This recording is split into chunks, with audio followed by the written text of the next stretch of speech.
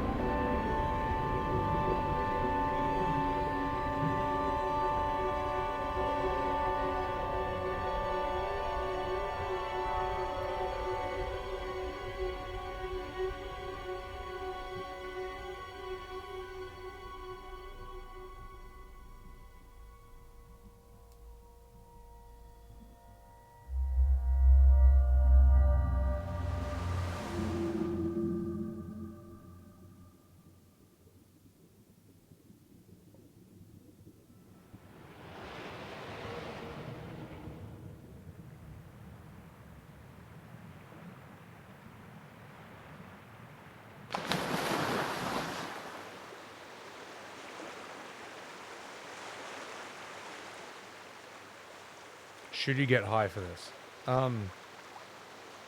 If it's illegal, by all means, this is the perfect game for it, actually. Reels Talk, welcome in. Wind Waker vibes. It's like, well, it's like that, but better. So, actually, you're supposed to float on your back. Oh my god, Gringo. It's like reverse. Yeah, it's like Dawn Trail, except it's good. Press this to dive. How do I dive? Hang on. So that's how I do this. Okay.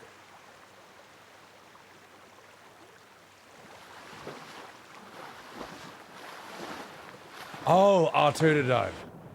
The one thing I wasn't looking at.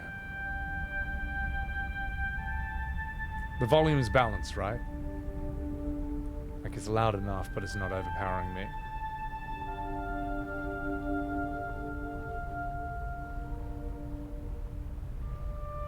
Hey, dudes!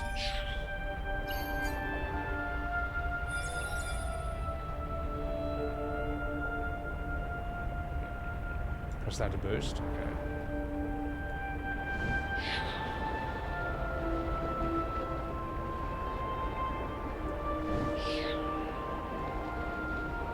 Look at the fish they've made for this game. This took a long time to make, from what I've heard. And even though this is an indie game, look how alive its world feels already. And we haven't even gotten to, like, the good bit yet. Like, that is nuts, man. Raven! Let's go, you fucking. This game is a polar bear. No, it doesn't. Only ocean animals, mate.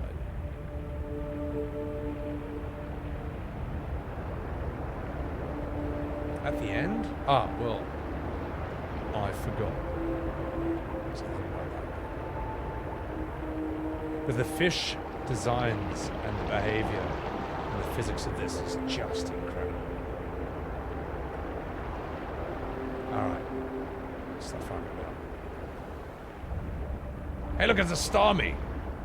This starfish move as well? Can I talk to them? Hey. I'm walking here. Oh, no, you can't interact with the fish that way. That's fine. That's fine. The size of this fucker.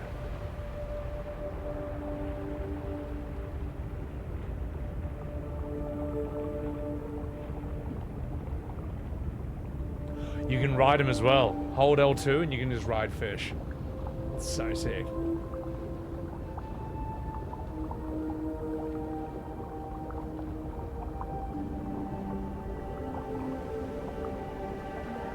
Look at that. Classic example of how you don't need the best graphics in the world to make something beautiful. It's all just indie stuff. And yet with like pure art direction, sense of style, design, you can make something that looks better than some of the AAAs you see today. Then again, Concord looks pretty good. Phoenix, what's going on? Patrick Starfish. Yeah, you know what, Jules. The only thing prettier than this is Red 13 moonwalking into a bunch of Moogles with weird teeth. It's almost therapeutic. Yeah, it's superb.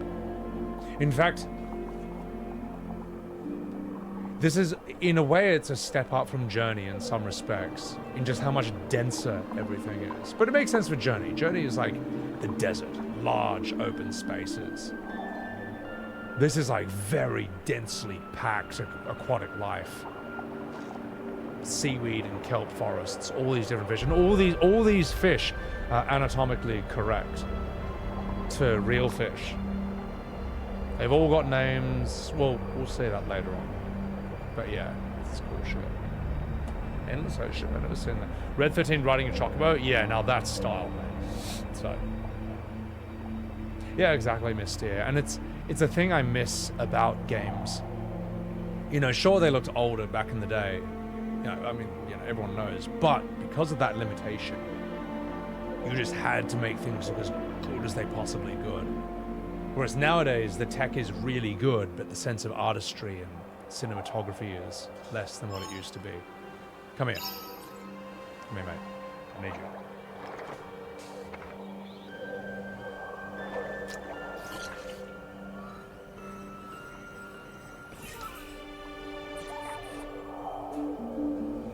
That is such cute body language. Oh, you! Sticks his fins out and dances a little. Come here, you little bastard. Yeah, you're alright, mate. Come here. Alright. Oh, mate. Yeah, no, I agree, Raven. People complain FF16 was too cinematic. Well, 16... The fights, the big summon fights would have been better if there were no quick time events. Like, just have the game part where, you know, we shoot fireballs, we dodge and punch, and then show me a cool cutscene. But don't do a cutscene where I'm like, can I just sit down and enjoy the cutscene, or do I have to worry that I'm suddenly going to have to hit square or mash circle, and if I don't, I fuck up the cutscene and I get a shit version of it. You know what I mean? Like, fuck that, it's done. QTEs were a tech demo from the PS2 days. We've moved on from it. Don't do them anymore. Seahorse! Come here, you bastard. Other times there were... Ooh, is that another thing? There were not cutscenes, but conversation scenes in FF16 where characters like talk, but they take a 2 to 3 second pause between every single line. What do you think, Clive? Do you think we can beat Bahamut? I don't know, Phoenix. What do you think our odds are? He's quite strong. And it's like guys, you can get away with this. You can barely get away with this with real actors. But these 3D models, they look good for games, but they can't pull off that shit, man. I'm sorry. Like 3D models, it's still got to be, I don't know, somewhat punchy and better than that. Yeah, it just became a drag. But hang on, what do we have here?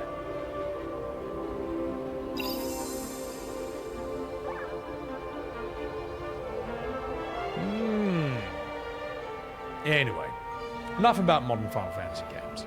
Let's talk about games that are actually good. Like this one. Sorry, I'll stop. Okay, that's it. It's on my system. Alright. Ooh, what do we have here? Another one. Sea bears? What do you mean by sea bears? Atlantis. I'm pretty sure this game takes inspiration from that. Alright, we got another one. You happy?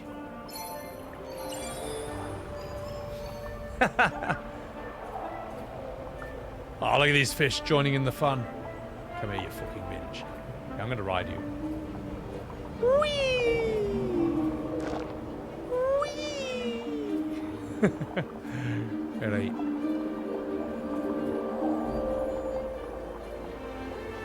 And we're just in the beginning area too.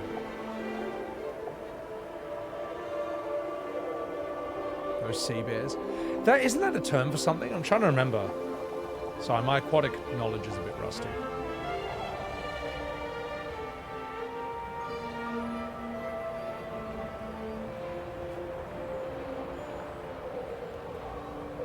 Seamen. Oh, mate. Oh, I know something about that. Don't clip that out of context. Water bears, yeah. So I know water bears, like tardigrades and all that. Oh, wait. No, that's not good.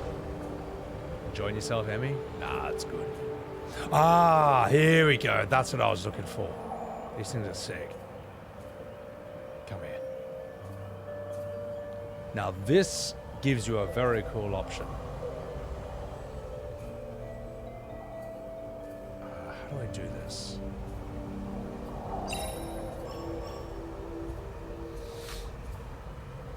Press triangle to meditate.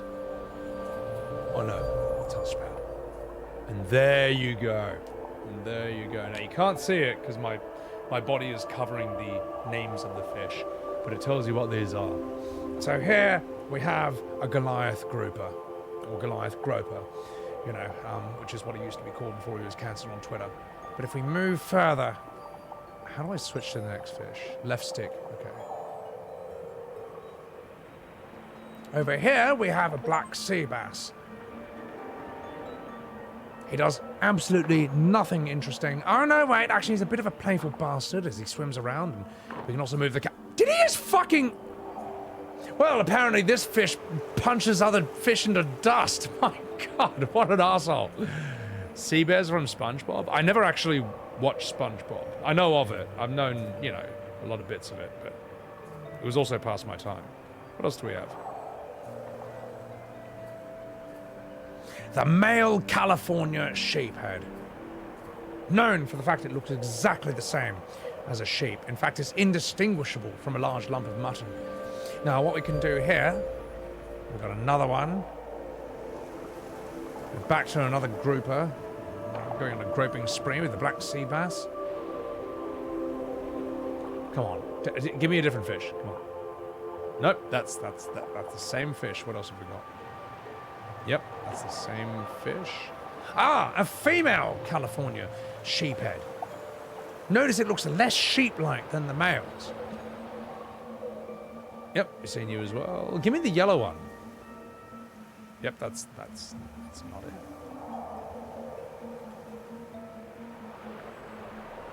Ah, the kelp fish.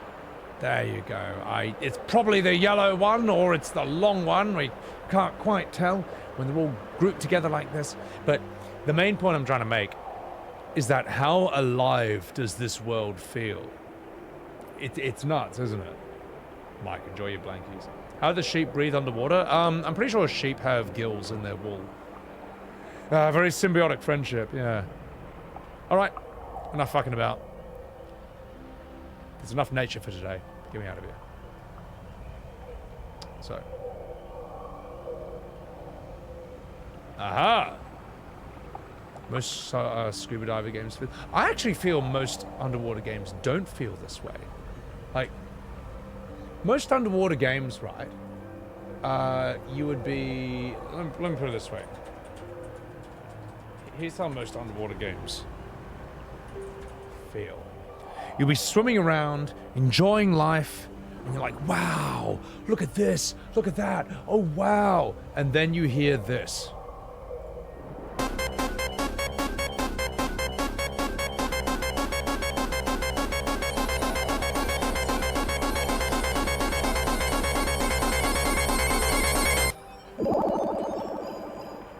That's most underwater games at the end of the day. You know, you're trying to enjoy the game that you paid good money for, and then you just die in like 5 seconds because you ran out of air non-stop, you know, and you can't even explore the ocean because of shit like that. So Subnautica is fine, but it's also meant to sort of be like a horror game somewhat. Three Dog, dude, it's classic. Because I know that 16 seconds is a great way to trigger PTSD in like millions of people over the age of 30.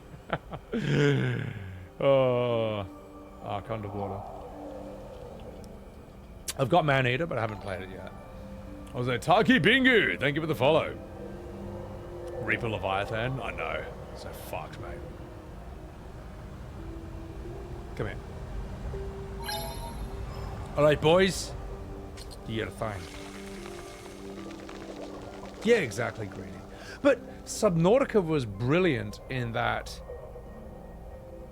they sort of place you start off in, and yeah, the place you start off in is completely safe.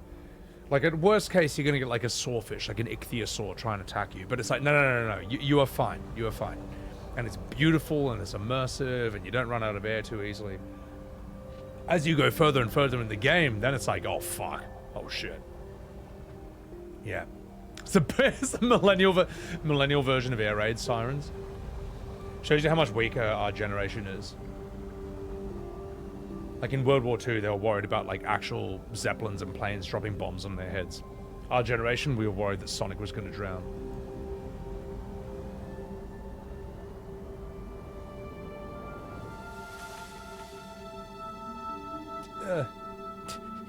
Here, Free Willy. Here, Friendly Dolphin.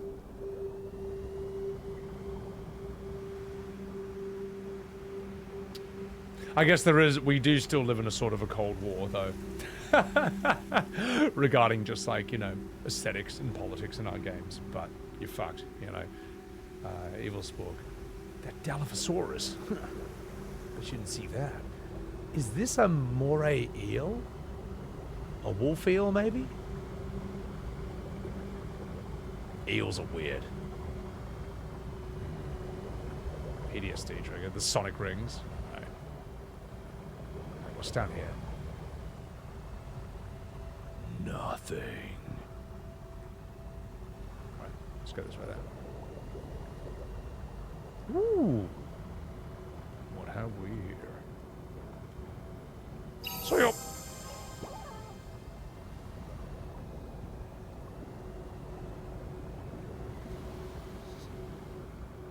You know what I'm talking about, Blue. I thought it was so funny as a kid.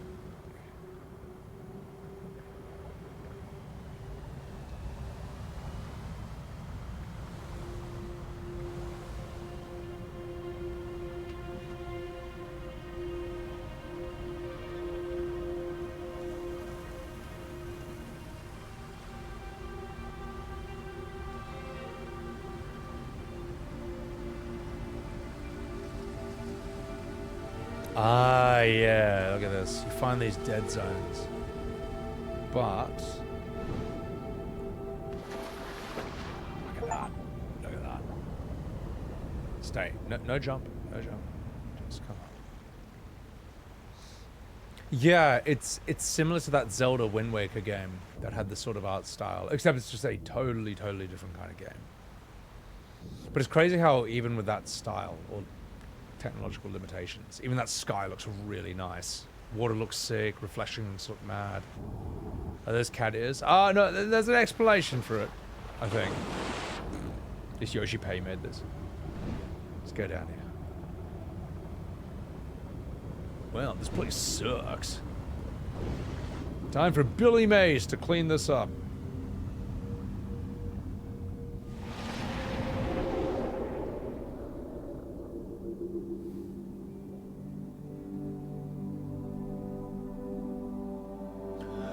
Oh yeah, there's also this place. I forgot about this. Well, if you were doing LSD to my stream now, now's probably a good time for it to kick in.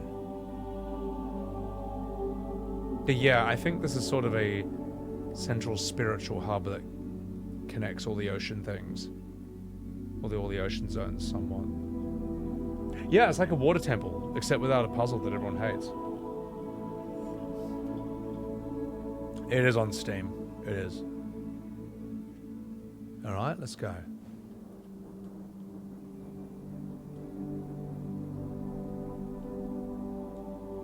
Just got re-uploaded to the Matrix, the Water Matrix.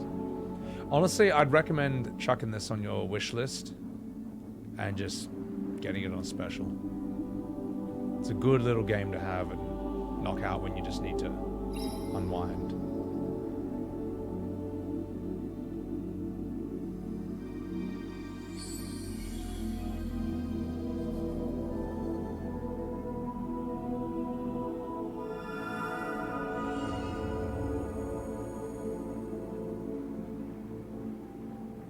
manta rays.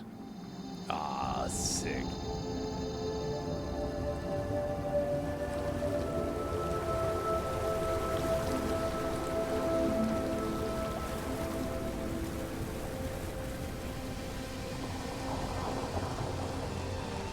It blows my mind that these things actually are this big in real life.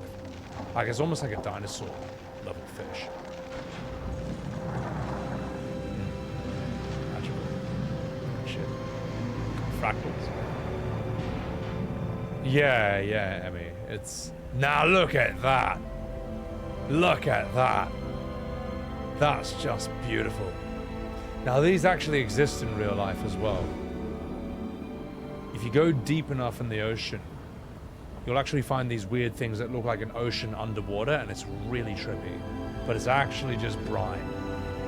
It's just like really, really dense salt water. That's so heavy that it's below the actual water itself. I agree, Jules. What would really improve this is if you just chuck like 100 plastic water bottles here. Preferably Gatorade. Oh, they're super toxic. Yeah. They'll fuck you up. Which is why I can't go underneath them. Similar to No Man's Sky? No, because No Man's Sky, you always got to worry about your, I guess, resources and air to an extent. Prime bottles. Yeah, I think KSI needs to come in, just throw heaps of prime bottles. And like heaps of Lunchables as well. Just heaps of Lunchly packets. I think that would really improve the water. I'm sorry, don't listen to me. Oh my god. I need to check out Sky. If anyone's in my Discord in the game suggestions section, could you chuck a trailer for Sky? I'll check it out later. The Dead Sea is... like, that's not like underwater. That just looks like shit. But it's kind of mad though. It's like an ocean you can find, I think, out in the desert that's so salty that you can't even sink in it. Check this out. This is crazy, man. How the fuck are these things a real fish in the world today? Like, this just looks like an alien, man. This looks like something you would find on Avatar, but it's just real. Also, everything reminds me of her. I'm sorry, I should stop. But... That's a really weird mouth, Jesus. Sorry. Mantas are pretty cool, man. They're awesome. Alright, let's get out of here. Let's go.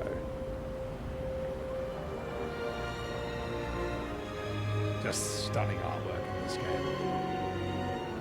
Handstand on the manta ray. Yeah, it's like something out of Elite Dangerous. What is that? Get out of here. Look at the sheer number of fish in this area, man. That is crazy, man.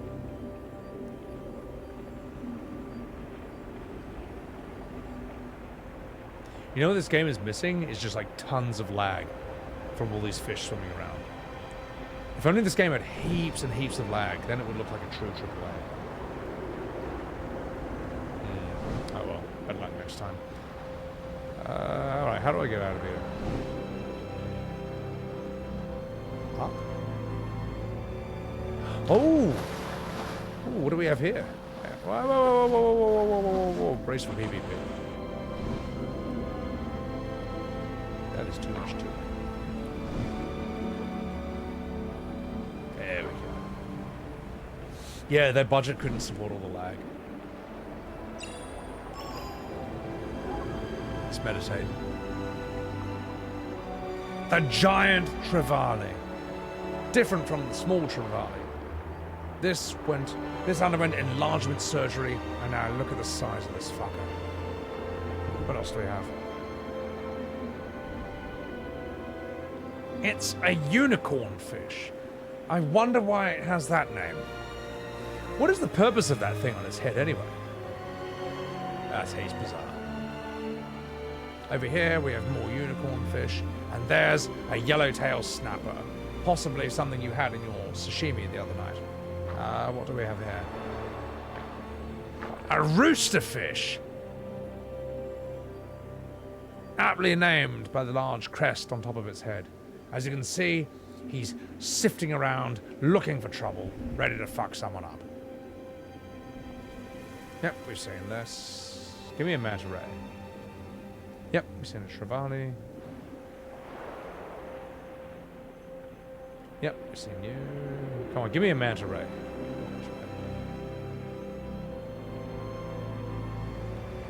This is how games should be made.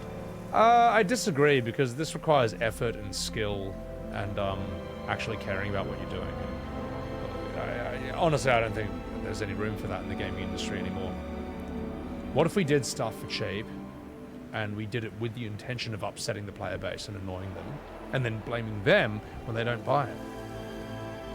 I think that's a really good strategy. Come on, give me a manta ray, you bastard! Come on, come in, come in. Ooh.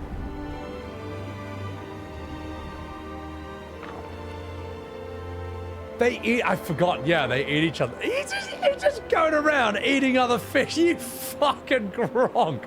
This little piece of shit. And so, the peace and tranquility of this ocean environment was completely disrupted by the arsehole fish. Give me a manta ray. Maybe it's too hard. There's only like 5 of them. And there's like 5 million of these things. See my point, but I can't. Don't listen to me. I'm just memeing. It's being a Gronk. Giant Trevally. Oh yeah, you know what though, Blue? I thought that the fishing game in FF15 was such a missed opportunity. Because like don't just have us catch fish you can catch in real life. That's like any other fishing game that's already been made. Like if it's a Final Fantasy game, give us Final Fantasy fish. Like, they have an entire encyclopedia of FF fish to draw upon. All they had to do was just, you know, recreate all of those and then throw in a few extra and you got yourself a fishing game. Instead it's just like, oh, here's this fish that's in real life and is boring. It's like, oh, well, great, wow. I didn't realize I could find a way to make FF15 more boring, but never underestimate Square, mate. Never underestimate them. They found a way. You love the fishing in 15? I reckon they just should have made, like... You know in FF8, those Festito Calcans, those things you can find in the beach, and there's 2 different versions of them. Monster Hunter Wilds fishing? Did they just make heaps of fish that you can see in real life? Like any other game that's specifically about real life fishing? Or did they actually... Were they actually creative? Jules, you're trying to fish and 1 million soldiers just dropped on you.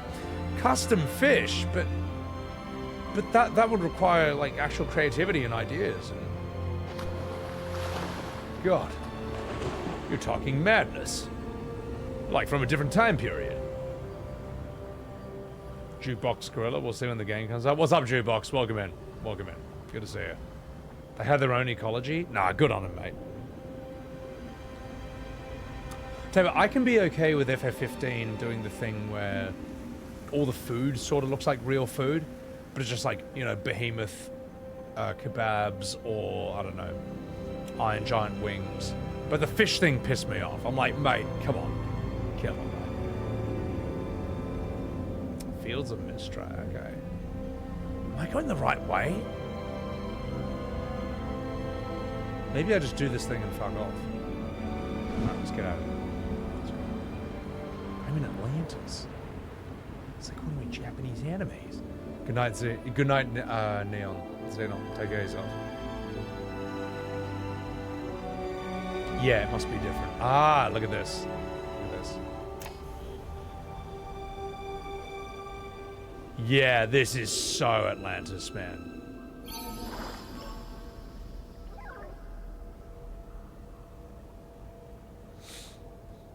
And here, the people of Atlantis, they carried the pots of water. And the water itself was able to provide life to this massive coral over here. On the left, you can see your mum. Alright, and then we move on. So, jellyfish. Can I get stung? What a strange, what an ancient animal. It's kind of the perfect body type, the jellyfish, for the ocean. Minimal energy, no brain required, just sits there sifting through plankton all day. hard to kill, very easy to reproduce.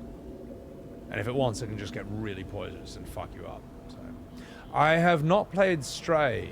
I don't know if the hype for it is still there, because I think the problem with Stray is, yes, you could be a cat and you can walk around and knock people's cups off the shelves, but it ultimately turns into a thing where you're just transporting a robot that's attached to you, and the robot is like the character that does all the stuff.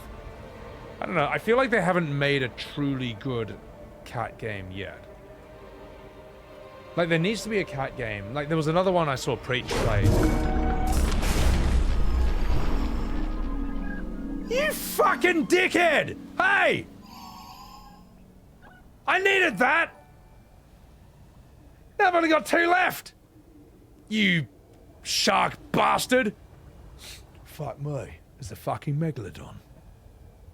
Also, Milky Note, thank you very much for the 3 months, no, for the 5 months on Semiwebs TV. Guys, also follow Milky Note over here. She's currently doing Chrono Trigger first playthrough. Check her out. So, Netherbeak? Oh my god. Meg. So, yeah, it's Meg from Family Guy.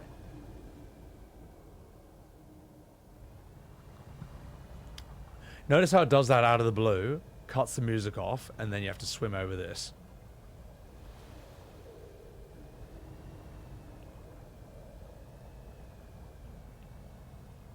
Someone should mod a Reaper Leviathan into this, and you just can't do anything. Yeah, so what I was saying, Blue, is there's another game called Little Cat Big City that I saw Preach playing. And yeah, you're playing as a cat, but it's like very cartoony. Like, it's very like, you know, like, you know in cartoons where their feet are like, it's just like, just make a photorealistic cat game where all you are is a fucking cat. You're not something that's transporting a robot and the robot's the main character and the robot has to hack into machinery. Just let us play as a dickhead cat that's cute but walks around just knocking over people's flat screen TVs. No, not Stray. Not Stray. Well, I mean, sorry, you mentioned Stray as the example I was referencing. Just let us be a cat that looks like a cat. Not a Looney Tunes cat, not a Tom and Jerry cat. Just a realistic dickhead cat that pisses people off. That's all I want to do. That would sell easily, and yet no one can do this. No one wants to do this. No, Evan, I said no Tom and Jerry cats. No Looney Tune cats. Realistic cats. Yes, let me chew an HDMI cable in half and ruin someone who's watching Lord of the Rings. So, Goat Simulator but cats, but more of a game to it. A cat who's been abandoned, Emmy? It's doable. If you make the cat cool enough. Spectra, have I tried Little Misfortune? I've heard of that game, but I have not played it. I've seen people play it, though. It looks pretty good. I saw Preach doing that one, too. Anyway, let's continue. Not cool cat. Realistic cat.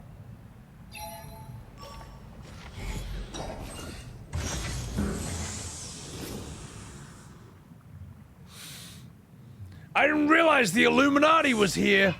I'm walking here. Yeah, anyway. Alright, let's see what this has to offer. Yeah. No, Raven, that's specifically the game I said that not.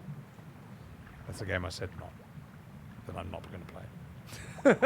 It's alright.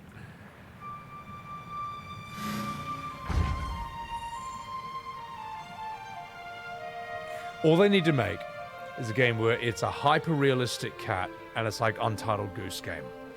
So your missions are literally knock people's expensive, like knock their Bluetooth speakers off the shelf, knock the TV over. That's all you gotta do. That's all you gotta do. Fuck it, I'll make it, man. Like, give me Unreal 5, I'll just hire someone on Fiverr to like make the most basic thing and I'll make $1 billion there. That's how you do it. So, but you know what else is really cool? This.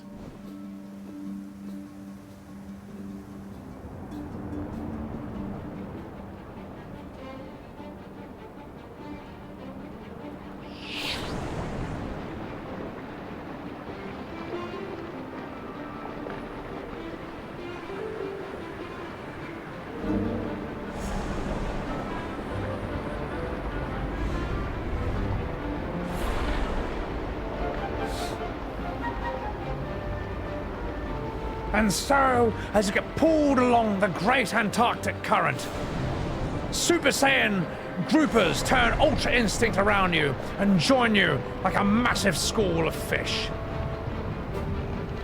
As you build momentum, dolphins in the background. And despite looking cute, they are actually assholes that bully other fish in the sea, which is why even great white sharks run at the sight of the terrifying dolphin. As we further go Ultra Instinct, we then begin to fight Jiren in the Tournament of Power, who was injured by Android 17, who somehow got stronger than a Super Saiyan God, despite not being able to touch Imperfect Cell mere moments ago. As we gather more fish around us, we are reminded of Flower, one of the great tech demos from the early PS3 days. Look at all the fish on screen. Holy shit, man. And yet, not 1 ounce of lag, despite the enormous quantities of fish and NPCs on the screen at once, which is how you know this is not a AAA game. For only in a real AAA game would there be 25 frames per second with this much activity on screen. Oh shit, here we go, boys.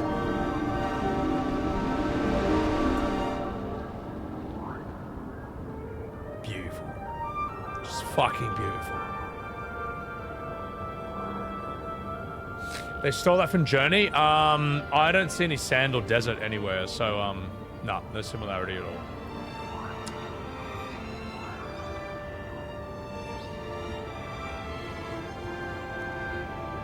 When did this game come out so well optimized? I think it's called, what's the name of it? I think it's called Devs Actually Giving a Shit. Yeah. It's a very experimental idea. No one really does it, but in this game they tried it out, and I gotta say I'm happy with the results. So, oh shit! I just released heaps of pufferfish. Good luck, everyone else. Enjoy the poisonous pufferfish I just released into the wild. What's going on, Grillex? Yeah, spread Oz. I did. Yeah. Superb. Alright, let's see what's down here.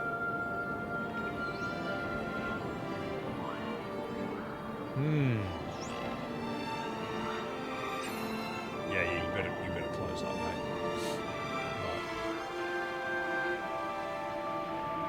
Right. I never said that was not the case, Reels. The problem is that it's hard finding the shit. Sorry, finding the good ones. Through all the shit.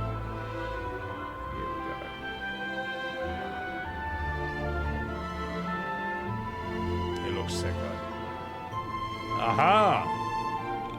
Come here, you fuck. Soil!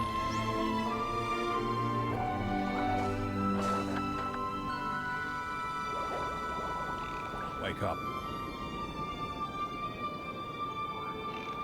You okay? Soil! Yeah, you're alright, mate.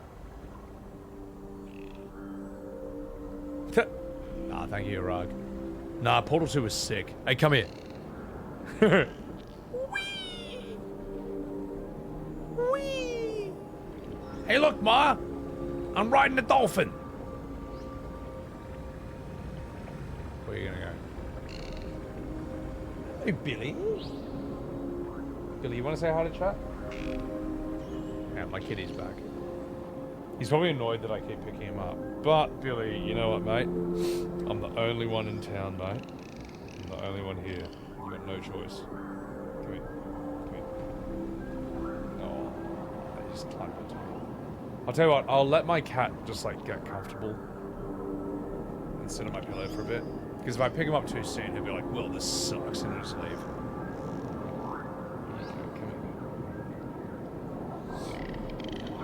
I'm not talking to my penis. Like, I've got a cat, like, just making himself at home on this pillow on my lap. Right, Billy, you'll be my new pillow, right? I'm gonna rest my controller on your head. We'll play the game like this. Ah, here we go. This game in VR would be really good, though. Doesn't Subnautica in VR exist? How good are these colors, man? You know what still blows my mind, right? Is the Sega Mega Drive apparently had less of a color range than the Super Nintendo. But look at Sonic the Hedgehog and look at Super Mario, and you wouldn't think that. Like, Sonic was a good example of less color options being maximized or used more efficiently. Sorry, more effectively.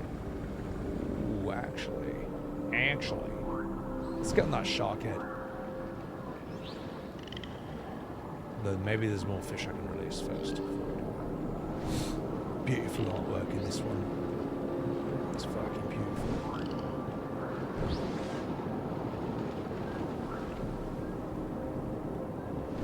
Oh, we've already been here. Look at these tube worms. What a weird animal, man. Their whole life they just live in a tube.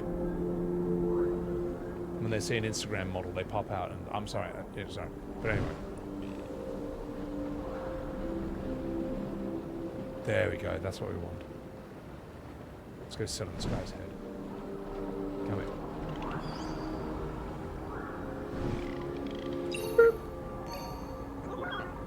The meditate function is really cool. Journey is nothing like this. It's the common dolphin. Yes, and there's another common dolphin. Thank you, game. How do I go to a different species? Go away. The Emperor Angelfish, right there. And there is a blue tang, played by Ellen DeGeneres in Finding Nemo. The coral trout. The lyre-tail Amphios, I think. Alright, what else do we have? Yep, we've already seen that one. The hump-head wrasse. Now there's a fish with a 420 IQ. Its brain is so large that it distends through its forehead, being a natural 5-head in nature. Right there. Look at that face. It is kind of crazy when you think about it.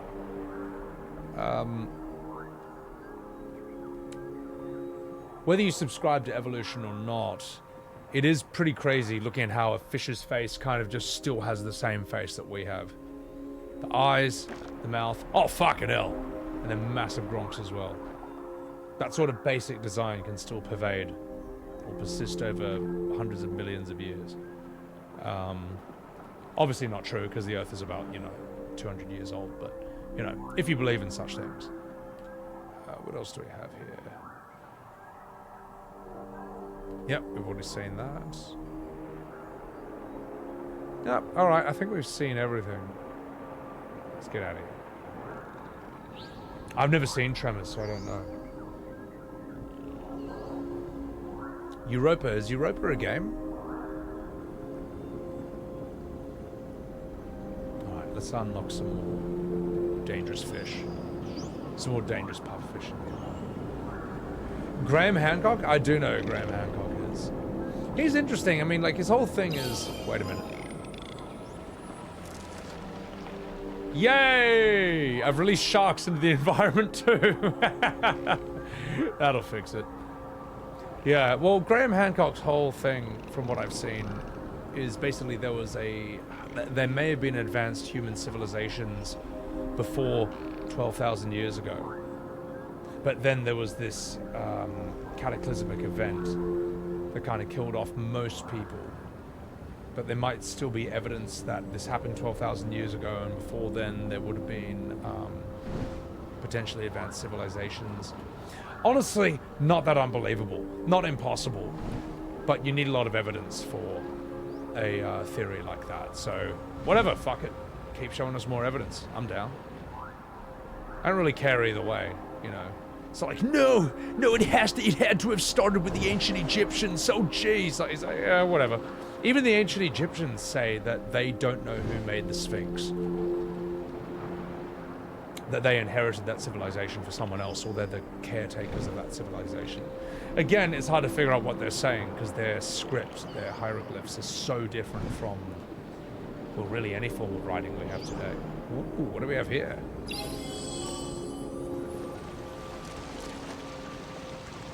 Oh my god. Look how cute. Hey, come here. Look how cute they are. Oh, look at these little baby dolphins. Come here. Come here, you. Come here. Come here so I can grab onto you. Come here. Yay. A vaquita. What is this? That is so cute, man. It's like a little Hello Kitty dolphin. It looks like an anime dolphin or something. The younger Dryas, asteroid or comet impact? Yeah. You could be in bed, but you're too lazy. Emmy. Ah, well, you can always do that on your phone. Yeah, no, I need to see the Tremors movies. The Jupiter edition should be on stream, okay. A game where sharks aren't hostile the moment they see you. Well, apparently sharks don't really care about people in real life. Like, we are still traumatized to this day by the movie Jaws from the 1970s, where they portray, you know, a great white shark as this giant murder machine that will stop at nothing to eat you, even if it gets hurt in the process. No sense of self-preservation. This is not what sharks or really any animals are like at all in real life.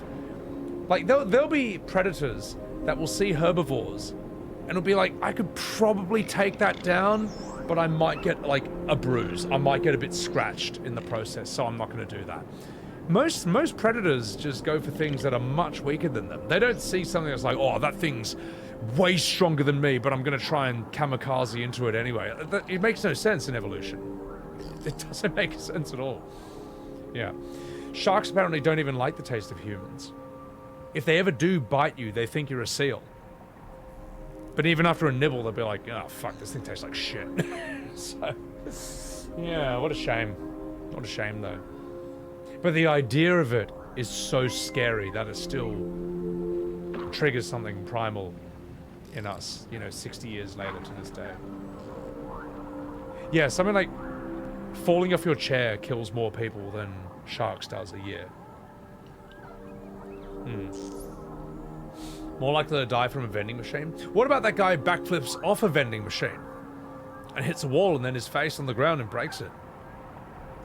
And then 2 years later, he does the exact same thing and he fails again. Like that would have caused more damage to him than any shark would, mate.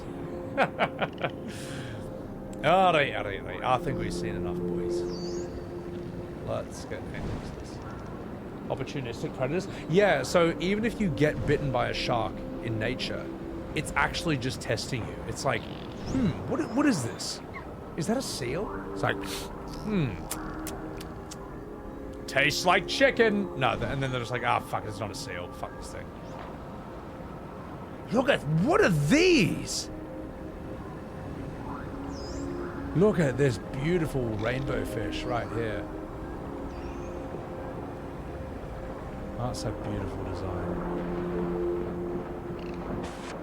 Oh my god, and the dolphins are jumping in and out. It's just, yeah, goddamn.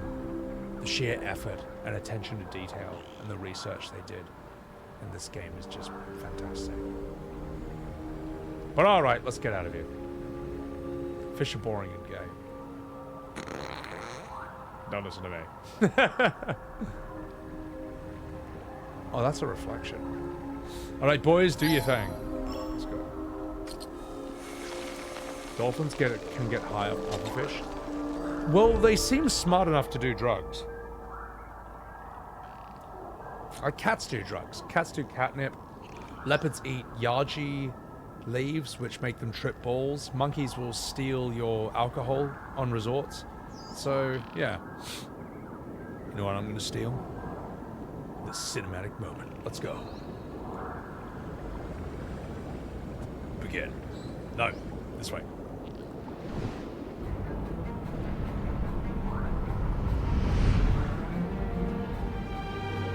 Here we go. Huge tuna.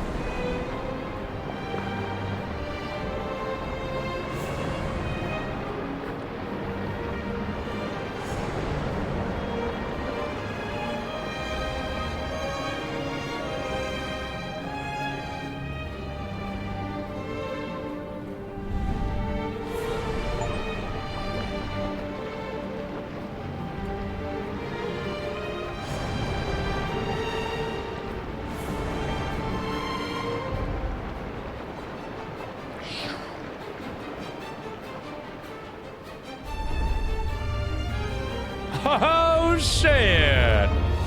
And then the mighty orca, otherwise formerly known as a killer whale. And yet, in spite of this name, there are no recorded fatalities or even attacks of killer whales on humans in the open ocean. It only happens in captivity when you make them dance on their fish, when you make them dance on their tail for food, claiming that it's in the name of preserving this endangered species, although how making it dance on its tail for a fish is part of preserving and protecting the species, we will never know. But hey, we've got to sell tickets, and I'm walking here. And behold, Sayop! Ha! And one of them did a backflip like a free thinker. And now I have delved deep, deep, deep into the toilet. Because look at this ocean. It's an ocean of shit.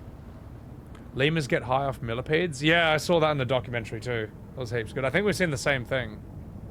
Hippos are way scarier. Hippos you should be genuinely scared of. Like, I know Mudang is cute, but when Mudang is grown up, Mudang will break all your bones and bite your head off.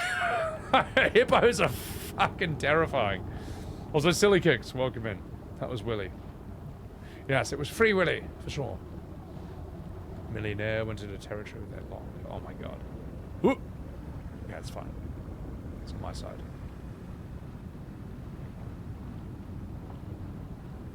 He lost his leg to almost lost their leg to an infected monkey bite. Fuck. Yeah, you should be way more scared of hippos in Africa than like lions or any sort of carnivore. Let me put it this way. Lions and crocodiles are scared of hippos and they will stay the fuck away from them. That should tell you everything you need to know. Back to the Matrix.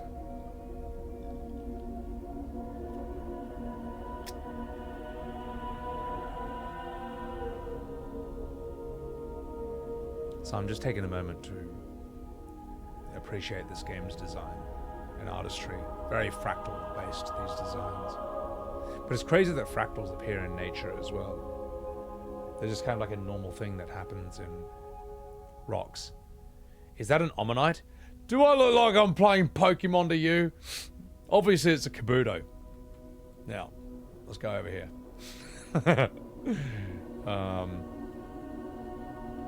Yeah, well, manatees, again, they're one of the things that's just been around forever. That sort of a manatee shellfish build. Water buffalo? Oh, yeah, herbivores are just Gronks, basically.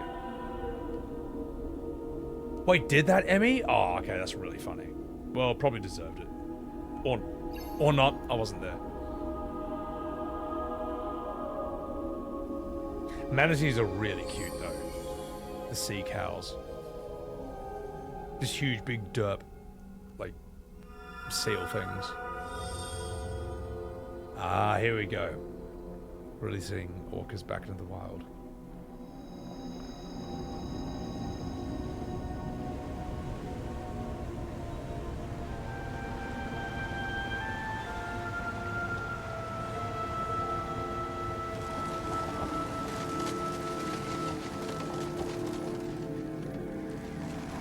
That's a big turtle.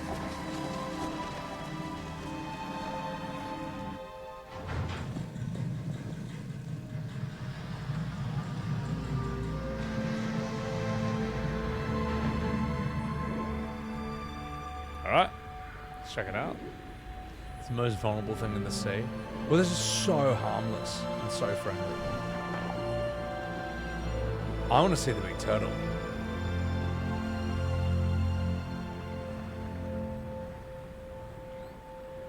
Where are you?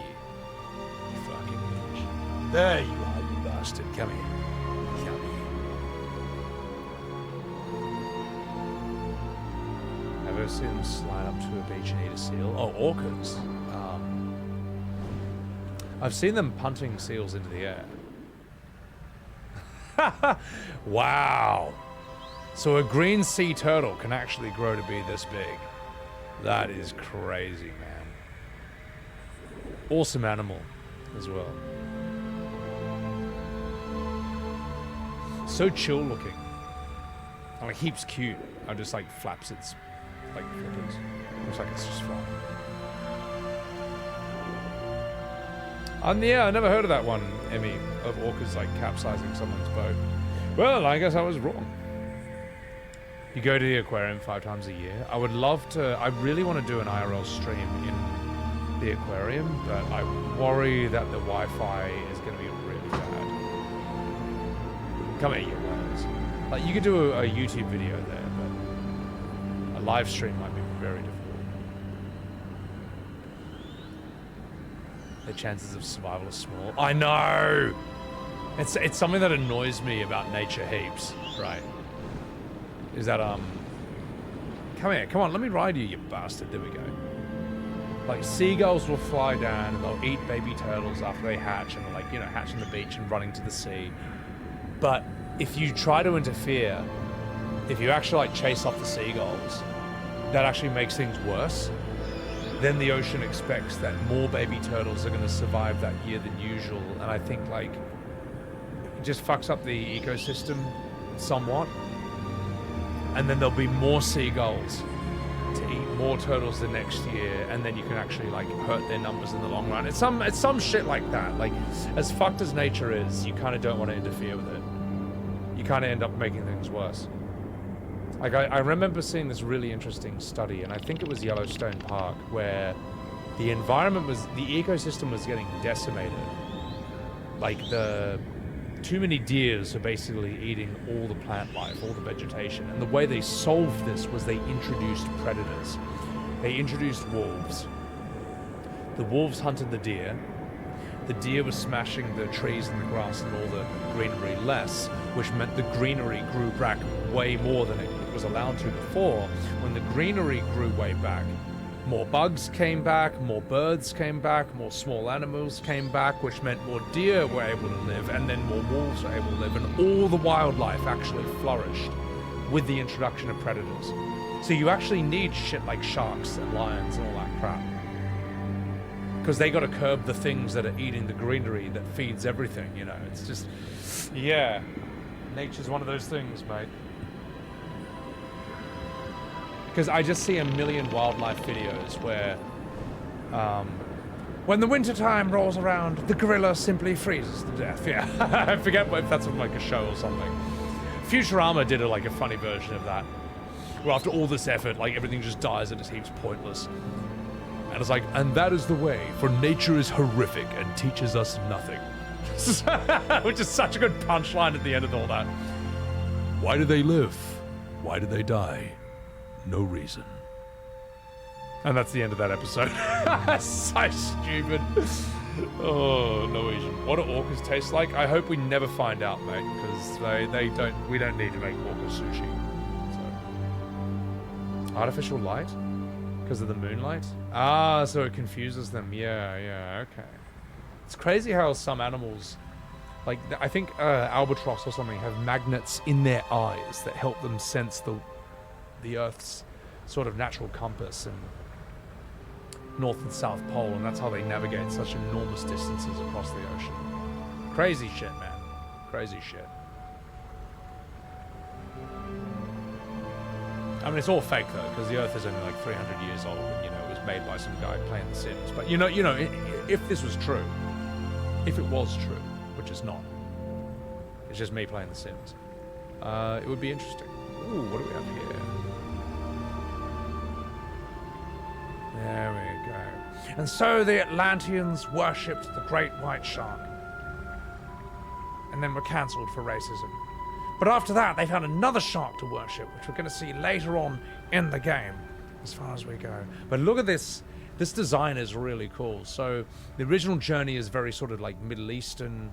This takes a more Egyptian, Atlantean influence. And there's a cool movie called Atlantis, which is like I don't know if it was Disney or DreamWorks.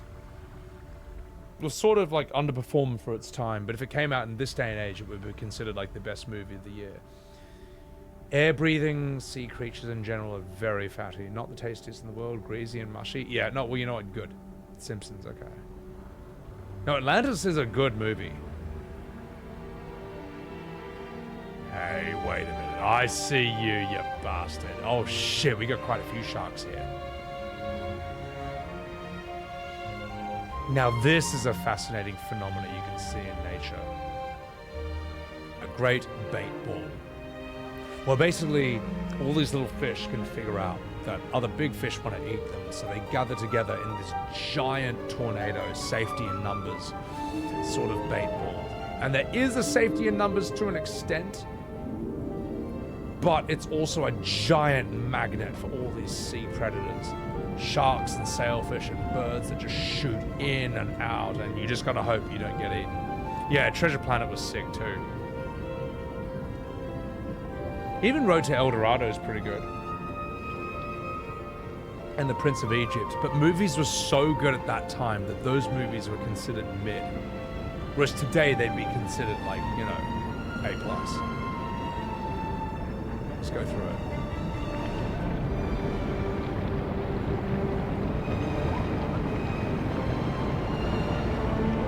That is fucking crazy.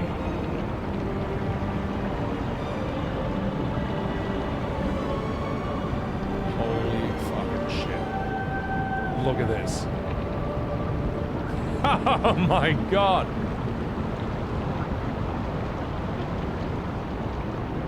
Hey! Where's the frame drops? Where's the frame drops? Well, clearly this didn't have a AAA budget. Or also, you know, it should be dropping to 20 frames right now, like a real AAA game. Why would you optimize this? Why can't it just look like shit and cost 3 times as much? Sorry, I'll stop. You can see the pixels. Oh, wait, it looks good for me. Maybe it's pixelated for you guys. Nightmarish Tornado. No, it's not basic. 64 models. Maybe, yeah, maybe it's dropped out for you guys. Twitch is struggling? Ah, okay. Luffy Ruto, welcome in. The tearing is real. Oh, okay, alright. I'm looking at my OBS right now. I'm like, okay, now I can see it. Ah, yes, well, maybe you can see it, but from my perspective, it looks amazing.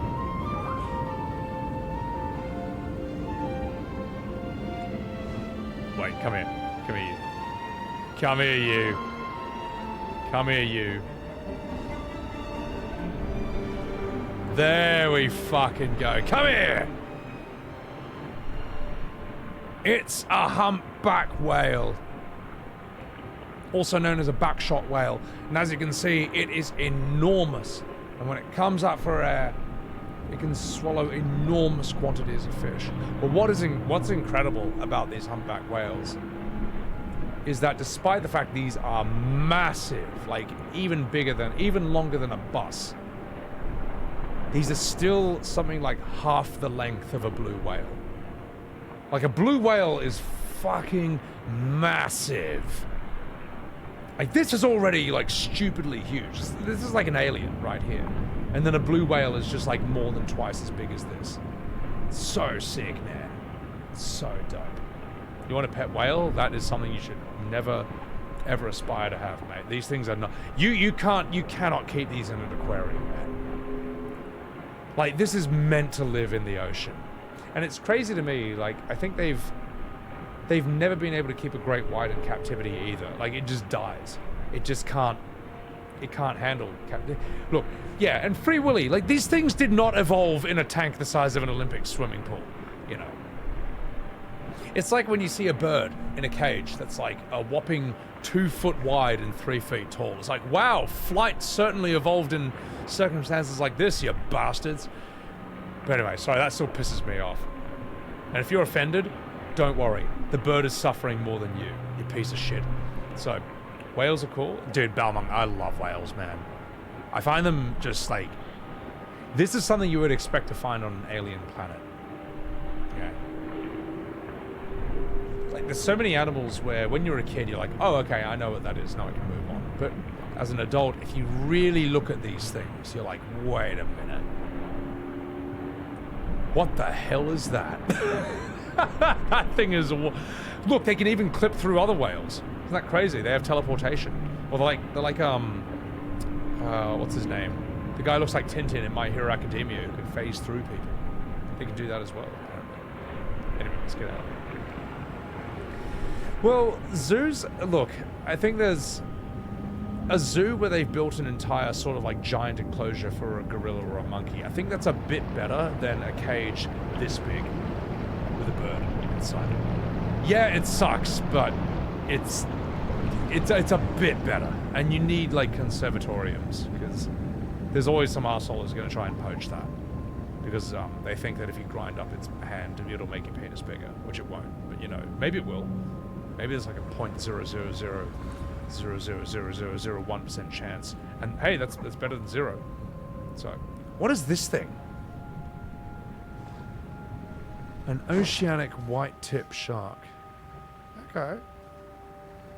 Oh yeah, sorry. No, that's a good point, Emmy. I forgot to meditate. So, majestic, true. You want to go to the sea and pet one? Look, I think the best thing you can do is, or people can do, is just, you know, protect these things. Just have coast guards. Have tours for these things. Let's observe them.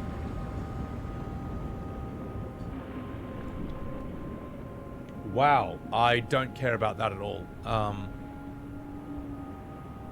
It's a mahi-mahi. These are actually... Oh, well, anyway. These are supposed to be quite tasty, I think. This is like a proper... This is a fish I think they make into tuna. Some other dishes. Let's see the big boys, though. There you go. There's your grey reef shark. Give me a big boy. There we go. Look at that chungus. The old humpback whale. What else we got? But no one cares about you, mate. Fuck off.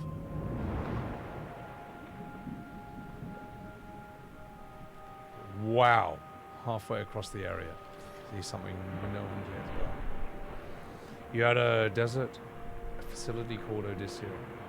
Specialized in killing dolphins with captivity. That, I'm really, really glad I know about that now. That was great. You had mahi-mahi tacos. Is one of the best things you've ever eaten. I still think it's crazy that in Hawaii there's a fish, and I think it's called the humu humu nuku nuku apua'a fish. And I'm not joking. That is actually its real name. And I think it's like the national fish of Hawaii. Which tells me that Hawaiians might actually be trolls. Who are just trying to mess with other people. Like, to them it's probably called, like, the grey fish. And then some white settler was like, oh, what's that called? And he's like, oh, bro. Oh, it's called the humu humu nuku nuku apua'a fish. Oh, you actually believed it? Oh, bro. Like, I imagine, if I was a native Hawaiian, I would tell that to British settlers. Just to fuck with them. But I think it's, all jokes aside, I think that's actually its name. So, alright. Knowing that offhand, hey, look, mate, if I hear something like that, I'm gonna memorize that. I'm gonna commit that to memory. Just because it's funny. The Kamehameha fish. God. I said it perfectly? Oh, that's a bad sign. See, I remember things if it's funny to me. How do you spell that? Well, that's it. That's it. When I'm going backwards? Oh, fuck. No, I'm not. Yeah. Alright. Let's continue, boys. Let's do this. There was a Star Trek CGI card named that. That's so funny. But what no one knows back to front is that is that Welsh town that has a name that's something like 60 letters. It's just fucked. Hawaiian isn't a written language for a reason. I didn't know that. I honestly don't know anything about its culture. I just know that one fish, which is funny. Translates to snout like a pig in Hawaiian, okay. What have we got here?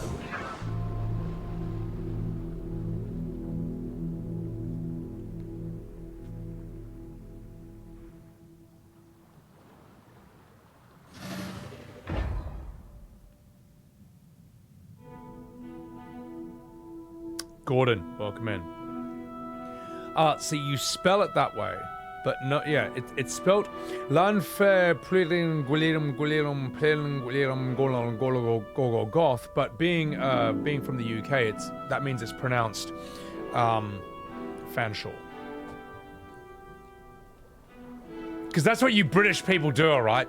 You get a place, and its name is spelt Featherstone Half, and then it's pronounced Fanshawe, alright? You guys are the biggest trolls in the world, alright? Pronounce your shit properly. It's too hard, man. I'm not gonna memorize that shit. But anyway, enough fucking about. Let's go. Yeah, Torsten, that's actually the full name of it.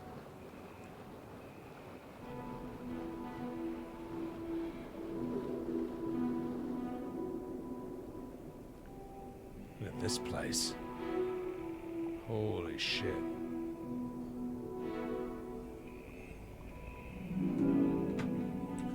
Yeah, look, for those of you who don't know what I'm talking about, we may as well just chuck it on. This is a sort of viral meme, like, I don't know, like 15 years ago. But for those of you who are Gen A TikTok broccoli-haired Zoomers who Fortnite floss danced. Yeah, you see that? Yeah. It's quite simple spelling. You can probably do it off the top of your head. But this town. Now today we had a big contrast in temperature across the UK, just 12 degrees over coastal parts of eastern England with cloudy skies, but in the sunshine in northwest Wales at RAF Mona, just up the road from Llanfair Pwllgwyn, Gellgorgera Chwindrobwll, Llantysilio Gogogoch, the temperature got to 21 Celsius, that's 70 in Fahrenheit. Yeah, we're going to listen to that again. That's actually the name of the town. Eastern England with cloudy skies, but in the sunshine in northwest Wales at RAF Mona, just up the road from Llanfair Pwllgwyn, Gellgorgera Chwindrobwll, Llantysilio Gogogoch. Just up the road from Llanfair Pwllgwyn, Gellgorgera Chwindrobwll, Llantysilio Gogogoch. The road from Llanfair Pwllgwyn, Gellgorgera Chwindrobwll, Llantysilio Gogogoch. From Llanfair Pwllgwyn, Gellgorgera Chwindrobwll, Llantysilio Gogogoch. I'm going to hear that in slow motion. Hang on.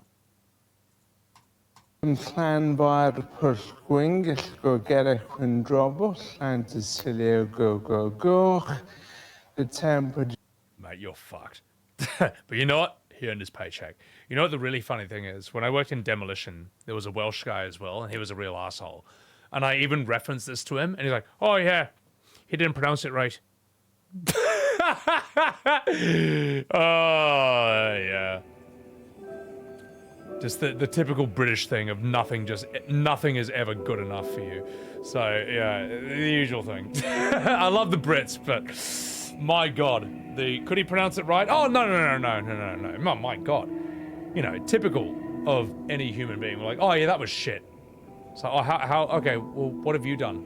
Nothing. You got the go-go-goth part? Yeah. Sounds like someone yelling at their getaway driver, but they had all their teeth punched out. How long do you practice that rich tune? I don't know. But maybe it's one of those things where, to an English speaker, there's stuff that's just really easy for us, like just automatic. And then to someone learning the language, they're like, how do you do that, man? It's fucked. Like, how do you know that through is pronounced through, but cough is not pronounced coo? Or bow is not pronounced boo? Or rough is not pronounced roo? Because they're all spelt exactly the same way in terms of O-U-G-H. But one is off, one's oo, one's ow, and one's uff. Why? There's no rule to this. It's just memory. It's just irregular words. Completely intuitive to all of us. But to someone learning it, you're like, what? Why? Oh, so run past tense is ran. Instead of I run there, I ran there. So instead of I go there, I goed there. No, you didn't goed there. You went there. Went? Where the fuck does went come from? How does go and going become went? None of those letters are the same. But to us, it's so obvious. It's like, what do you mean? Of course you didn't goed there. You went there. You fucking mensch. How do you not know that? It's crazy how much is just kind of innate memory to us. Through just endless repetitions. Ooh, I'm taking that. Come here. So, the Welsh are assholes? I don't know enough Welsh people. All I know is that one guy who pronounced that impossible word and then another Welsh person is like, oh yeah, you did it wrong. But I feel like that would happen in any language, you know. I feel like that would just happen with people in general, you know. Like, how many people, right, have you met and you've seen someone on TV, or you've seen someone in the movies, or someone, a musician, they do something incredible, and then you meet someone who's done absolutely nothing, and you're like, oh, they're shit. Yeah, they're actually not good at that. Just trust me, I know. I've accomplished nothing. Like, how many people have you met like that? Like, just, it's like endless. It's like an endless supply of these people. Ooh, eagle rays, okay. Okay. God is pronounced fish. Tails, there. Yeah, exactly. It makes sense to me, but yeah. A word that's 46 syllables long, it's gonna fuck someone up. And then here's the fun part. There can be people who do it actually perfectly. And someone will still say, oh no, that was shit. Because their whole social ladder climbing strategy is based on them being the contrarian. Oh, you like that thing? Just like everyone else. Well, I'm a free thinker. I actually know it's shit. How? You know. Ooh, what do we have here?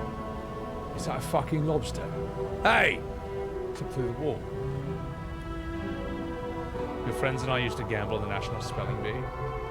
Children spelling impossible words. They give those, I don't know. Spelling bees is not really my thing. That's mad. The octopus was scared of me. It hid back in that hole. It's a magic lobster. Ah, alpacalypse. Ah, well, I mean, you know, that's rather intriguing. Your wife knows English as a third language. You have to correct after 15 years. Emphasis on the wrong syllable. Yeah, probably the only way I know to learn or sound like any sort of native is just watch their favorite movies, you know. Watch the iconic movies. Now this is a fish that trips me out. What the fuck is this? That's a sunfish. Now most fish don't evolve to look like this. And then this one fish came along and was like, fuck you, I'm a free thinker.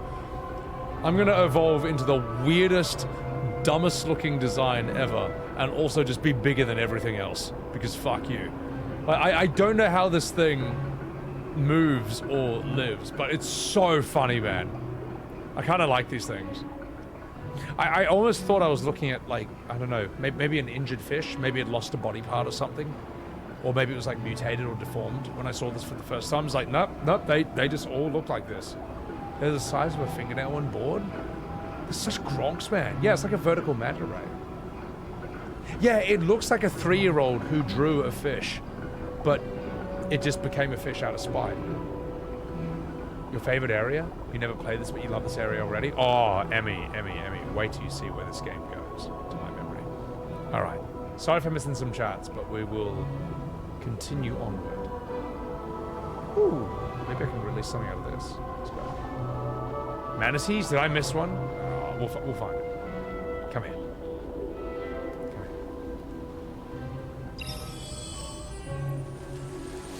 Zebra shark. Hey! That's that fucking piece of shit that attacked me in Dave the Diver! Oh, I ate those things to pieces. Oh my god, look at this! Oh my god! Oh my god! I love these, man.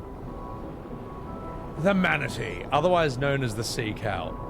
These things are so derp that they actually have algae and plants growing on top of them because they're so dumb.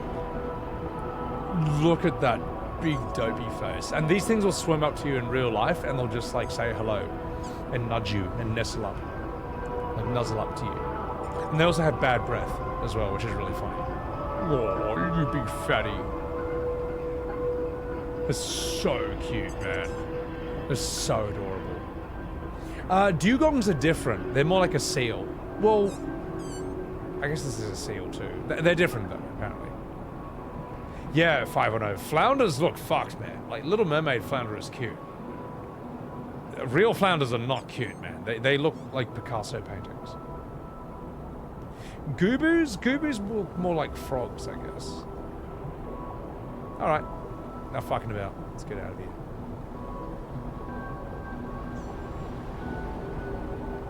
Anything else we can do? I came in through there. Ooh, what do we have here? The objective of this game is, I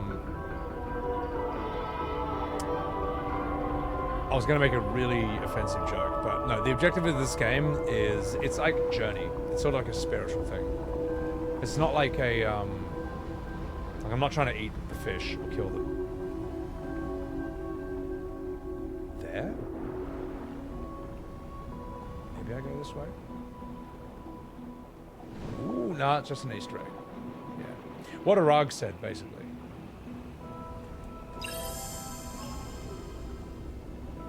I forget what that is, but I'll take it. Look at this place. Isn't it neat? When I go on Twitch, I ask for feet. Then I get banned in her chat. Then I create a new account. Then I follow and stalk her forever. I'm sorry. Sorry, I'm just thinking out loud. Let's continue with the game. Oh, that was shocking. I could meditate, but I also don't feel like it. We've meditated everywhere. How does he not run out of oxygen? You know what? You'll see why, mate. Because the devs wanted to make a game where you could enjoy exploring the ocean without constantly running out of air and not being able to enjoy, you know, the act of ocean exploration. That's why. Ah, the chains. Yes, I see. That's what I call it. Mr. Jacobs, welcome in. I'm walking here. All right. I'm live, Raven. Go ahead and clip that if you want. I want to say that. If anyone wants to clip that. Cobra Kai? Wait, Squid Game? And Cobra Kai getting new seasons? And Arcane Splitter? Fuck me. It's a fucking megalodon. Now that's actually really cool. Guys, oh my god, guys. Speaking of anime, I finally finished Delicious Dungeon. And by that, I mean I'm caught up and I have to sit down waiting for new episodes in like a year. But man, that show is great. That show, I've been looking for animes that are all about like cooking and just making food. I used to only watch animes that are about like people fighting each other, but I think I've just basically seen them all. One Piece, Dragon Ball, Baki, Fist of the North Star, My Hero Academia. I'm not going to watch Naruto because I'm not 12. But, you know, I've basically seen them all. Sorry, no disrespect to Naruto, but I feel like I missed the boat on that. I feel like as a 37-year-old bloke, I'm too late to start Naruto now. But nowadays, I just like watching shows that explore different ideas and talk about cooking and all that. This is why I like Spy X Family, Delicious Dungeon. You know what I started watching was... Oh, fuck, what was it? Way of the House Husband. I started watching Way of the House Husband yesterday. I was like, all right, this looks like it would just be about cooking and fun. And you know what? I'm fucking sold after one episode. It is so stupid.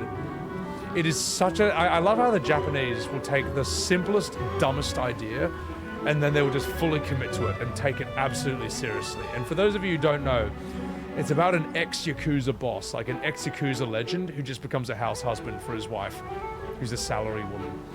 And he's just really serious and dangerous about cooking and cleaning and just doing community activities, and he's just terrifying, and everyone's scared of him.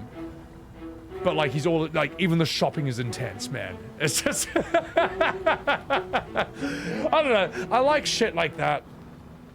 If I want to watch people punch each other in the face or shoot Kamehamehas at each other, I know there's more animes. There's like an endless supply of that. But I'm just at that age where I just want to see people make cooking exciting, so that when I cook, I feel a bit more exhilarated. Yeah. Anyway, living the dream with 3 Dog. Hey, his wife's a good lady, you know. So retaining all the intensity while he's just like making food. Yeah, so. Hang on, let me see this.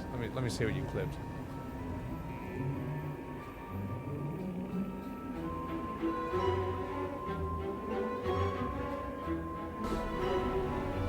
Look at this place. Isn't it neat? When I go on Twitch, I ask for feet. Then I get banned in her chat. Then I create a new account. Then I follow and stalk her forever. I'm sorry. I like that. I'm gonna feature that. I might even turn that into a vertical. So, horror anime? Yeah, but then you gotta do Elfin Light, and that looks miserable. So, Raven, perfect fucking clip. I love that. By the way, chat, is the game a bit too loud, or are we perfectly balanced? Because I sounded a bit quiet in that clip, but maybe I was being quiet. So, Food Wars. Yeah, where can I find Food Wars? Because I couldn't find it on Netflix. I don't know if I have to pay for it on Crunchyroll. Balanced? All right, no, appreciate it, guys. Thank you. All right. So I need another chain. Oh, I did it. I solved the puzzle already. Levi, it's on Crunchy? Nah, thank you, guys. Thank you. Nah, it's all right. Honestly, I don't mind, like, paying a sub for Crunchy. I really, really don't. Like, considering that these days a sub for some of these streaming services is the cost of one shit movie from the early 2000s, like, that's a good deal, man. Only season 4's on Crunchyroll. Well, that's just fucking great, Crunchyroll. Wow, that's just fucking great. Let's put season 4. That's like, I tried watching Sword Art Online, and it's like, oh, we only have seasons 2, 3, and 4. Season 1 is not available in Australia. Well, fuck you then. I won't watch it, you bastards. Wait, it's on 9 Anime? Oh, well, okay, in that case. And a Wave? I don't know any of these. Hulu's there, just watch the rest. Okay. Die. Oh, let's just not make the movie or show available in Australia. Oh, wait, why are Australians pirating it? It's a Scooby-Doo mystery, ladies and gentlemen. One day we'll figure it out. Hi, Anime? Okay. You know what? Can you guys post the links to that in my Discord in the anime section so I can check it out later? I promise I won't snitch. It'll be fine. We all do it anyway. Do not? Oh, okay. Don't do that. Don't do that. Do not redeem! Okay, don't do those things. Discord bans that stuff? Oh, okay. Don't do that. Don't do that. I will just simply pay for Crunchyroll and then start on season 4. Like a good little consumer.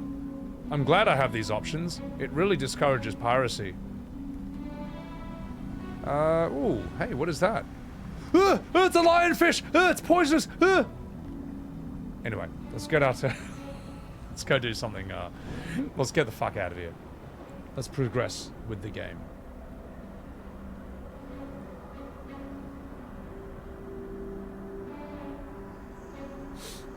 The shark, eh? Maybe I will. Yo, it's the big chungus. Shh.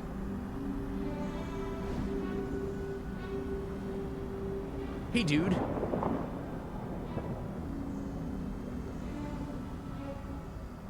Maybe he's not interested.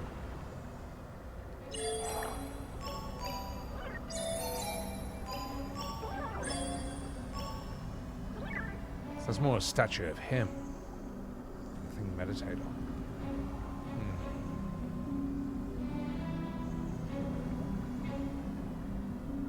I think you can. I watched all of Whole Cake Arc on Crunchy, so corporate greed and exclusivity deals. Who would have known? You know what they should do is Crunchyroll should take all its anime off its website and make you buy a PS5 to watch it. So if you want to watch anime on Crunchyroll, you can only do it through PS5. Like, PC is just disabled, and you have to pay for it. I think that would definitely sell PS5s. I mean, it worked for FF16 and 7 Rebirth, right? Sorry, I'll stop. I'm sorry, chat, I got a problem. I have like 3 whiskeys, and then I become a huge arsehole. I'm sorry. And by arsehole, I mean person who tells the truth. Now, let's go down here. Ooh. I smell something stinky. I mean, good. Let's go in. Become. You watch One Piece with ads. You were just like, this show is too well paced. These stories move at too quick of a pace. I have to watch ads in between the One Piece filler.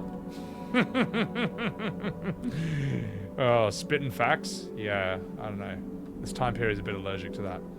John Crichton, Dave the Diver, 3D mode. Pay extra dollars, get extra ads. Alright, let's go in and do this part. Come on, go.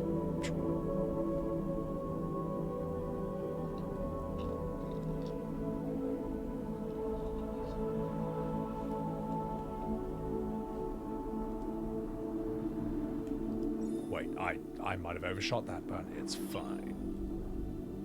Do it. For yourself.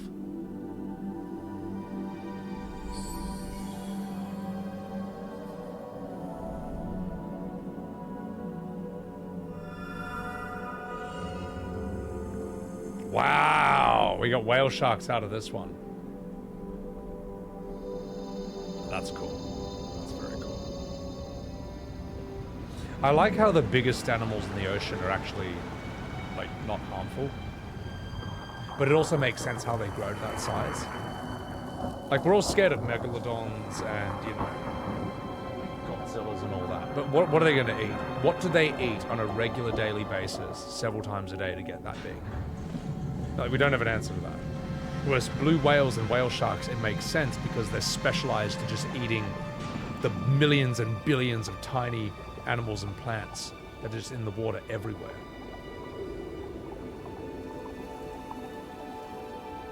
Beautiful. Come here, you fucker.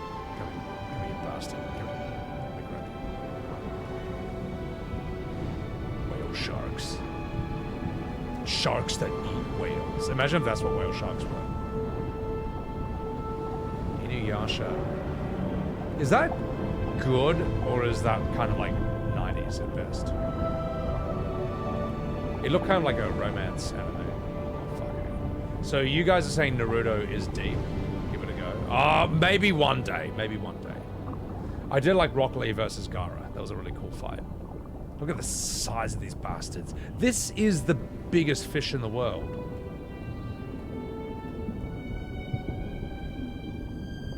See, its mouth is so big.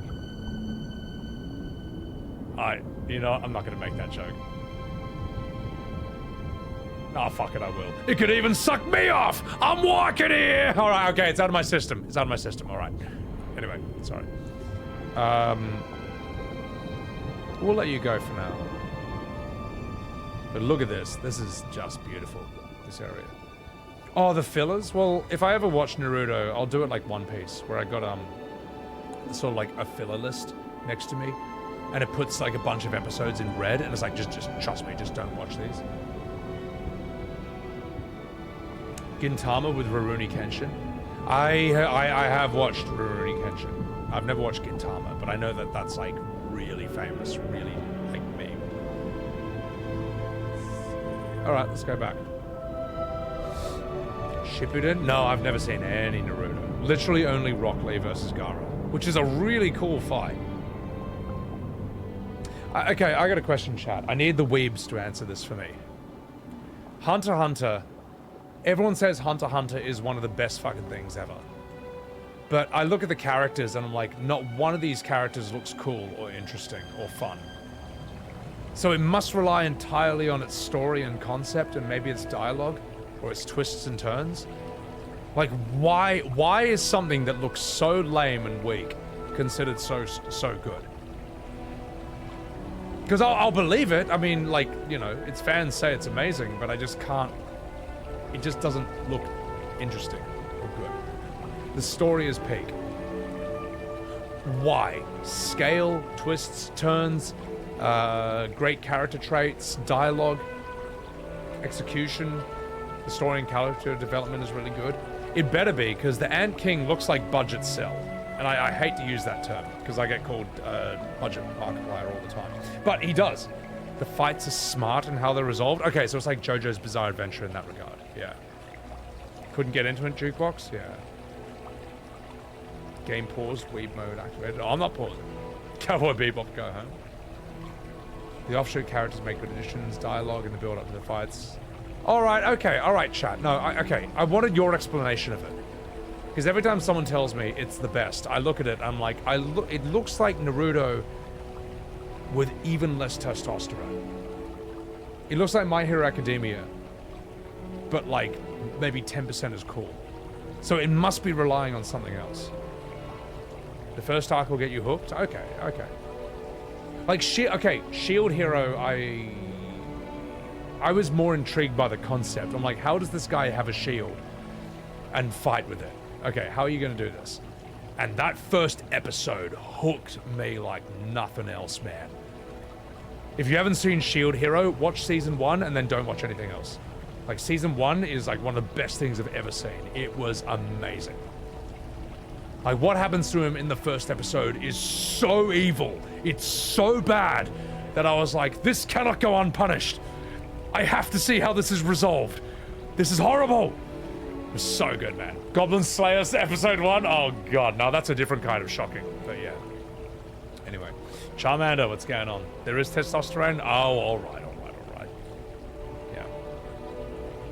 Well, the problem with Shield Hero is once it's resolved at the end of season 1, there's nothing in season 2 that can live up to that level of fuckness. And it shouldn't. Like, he needed some relief from what happens to him on that. So, Dada-dan? Nani? What do we have here? So, we should be playing this game. And so, in Atlantis, the water is what gave them life and power. And this one, who happened to be taller than the others, said, watch this. And he poured all the water in the ocean. And the fish began to fly. And they flew upwards into the seas of kelp and these great coral trees over here. And then, when no one was looking, they filled up more water from the great sun at the center of Hollow Earth, which is where dinosaurs and King Kong lived, and also Hitler. And then they gave the water back to him, and the cycle began and repeated. There was a movie where that happened, all right? That's actually like that's a movie reference. I didn't just make that up. Dada-dan. What is Dada-dan? Watch it both sub and dub. I'll watch it in sub. I won't watch it in dub. And then there was an Omanite, an extinct Pokemon, and he swam away in terror. Nobody tell me? Okay. The Well of Eternity. A new anime on Netflix. Alright. I watched Kengan Ashura. I finished that. That was kind of interesting. Like, it's sort of like Baki, but it's not. It is its own thing. And then the Illuminati came down and ruined everything, as they always do. Unless they put me in a dress on SNL and get made fun of by Jimmy Kimmel and Ellen DeGeneres. Then I'm guaranteed a Hollywood career. But not until that first vital step is done. It must be in order. And then this man stood atop here, wearing a dress on Jimmy Kimmel, and he had the water. And the fish fled from the water, and it gave him power through the Illuminati. And then, what happens here? And then the trees died, the coral broke, because things fell out of balance with nature, I assume. Beautiful. Look at this, though. Just beautiful. So much effort in this. It's on Crunchyroll? Okay. Flat Earth? Well, Earth is flat. And if you haven't figured it out, well, you know, it's your fault, not mine. Let's continue through here. Let's see. Baki is not awful, 3Dog. And if you think it's awful, tell me what you think is a good anime, mate. So I can point and laugh at you. Terribly? What do you mean it's terribly written? It's beautifully written. It's masterfully written. 5 men break out of different prisons and swim to Japan from America to so that they can know the taste of defeat.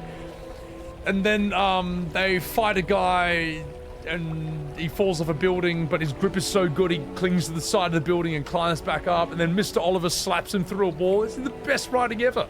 Okay, the writing in Baki that's terrible is when Jack and Pickle make out with each other to see who has the stronger bite. That was fucking stupid, and they should have never done that, and it's weird. So, or I heard someone describe, I saw in the comments one, he's like, what the fuck is Baki actually about? And the reply was, dudes make out with each other and then fist each other to death. And that's how Baki is written. And that's basically what it is when you think about it in a nutshell, so.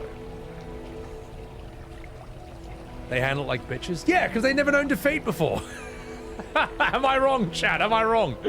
So, that's basically it, mate. That's basically it. It's the best show in the world when it's good, and when it's weird, you're like, why am I watching this? Why am I watching a guy walk up to Baki in prison and then just piss all over his face? And then Baki smiles through it. Like he's actually won some moral victory. So what the fuck am I watching? So, what else do we have here? Here we go. And here, the ancient Egyptians, they brought the coral and they brought these vases as offerings to the great shark spirit. And there was the squid and the manta ray and the shark that we made sushi out of in Dave the Diver, and the orca, and there was Free Willy, and then there was the great white shark over here, who I don't think we've seen yet. And there was another shark, and it all culminated into this spirit. And perhaps that's a foreboding of the future. Old 60s Kung Flu flick, they're so bad, they're good. Oh, that's the thing, Three Dog, is, look, when I want to watch some of the great literature and the great works of, you know, philosophy, I don't turn to Baki. I watch Baki to watch muscular dudes slap each other in the face. And then suffer no permanent injuries from it. Like in Baki, someone will grab someone's head and then headbutt them so hard that their entire face caves in with like a 3-inch dent, which will never, ever, ever be fixed. And then in the next scene, their face is exactly the same as normal and they have a band-aid on their nose. You know, like that's what I want to watch Baki for. You know what I mean? Pavlo, welcome in. Your husband watching it, he loved it. Emmy, oh, I love that shit. No, I love it. I love it. Just every bone in your body is completely broken, like shattered beyond repair. And then the next scene, you have like your arm in a sling. And then the next scene, you just fight. It's all healed. Lavender, Tengoku Daimakyo. I've never seen that. Ghibli, Stranger Things in a post-apocalyptic environment. Guys, if you ever want to recommend anime to me, go to my Discord, !Discord, and just post in the anime section. I do check it, believe it or not. So, it's one of those poorly written things. How dare you, 510? Baki is, like, better than Shakespeare. Hanayama versus Spec was one of the greatest fights in the history of anime. Ooh. What do we have here? Well, the main reason to watch Baki is that it will motivate you to eat more and work out more. Because you'll just sit there feeling utterly weak and pathetic in the face of the sheer specimens of that show. Oshinoko, I don't know that show, no. Post a trailer or a scene from it in Discord. Baki or Jojo? Jojo's better. Like, Baki has bigger built men. Baki will motivate you to eat more and work out more, but Jojo is simply a better product. It's just better written. It's a greater creative achievement, I would say. It's smarter. Baki's still awesome though. Fucking love it.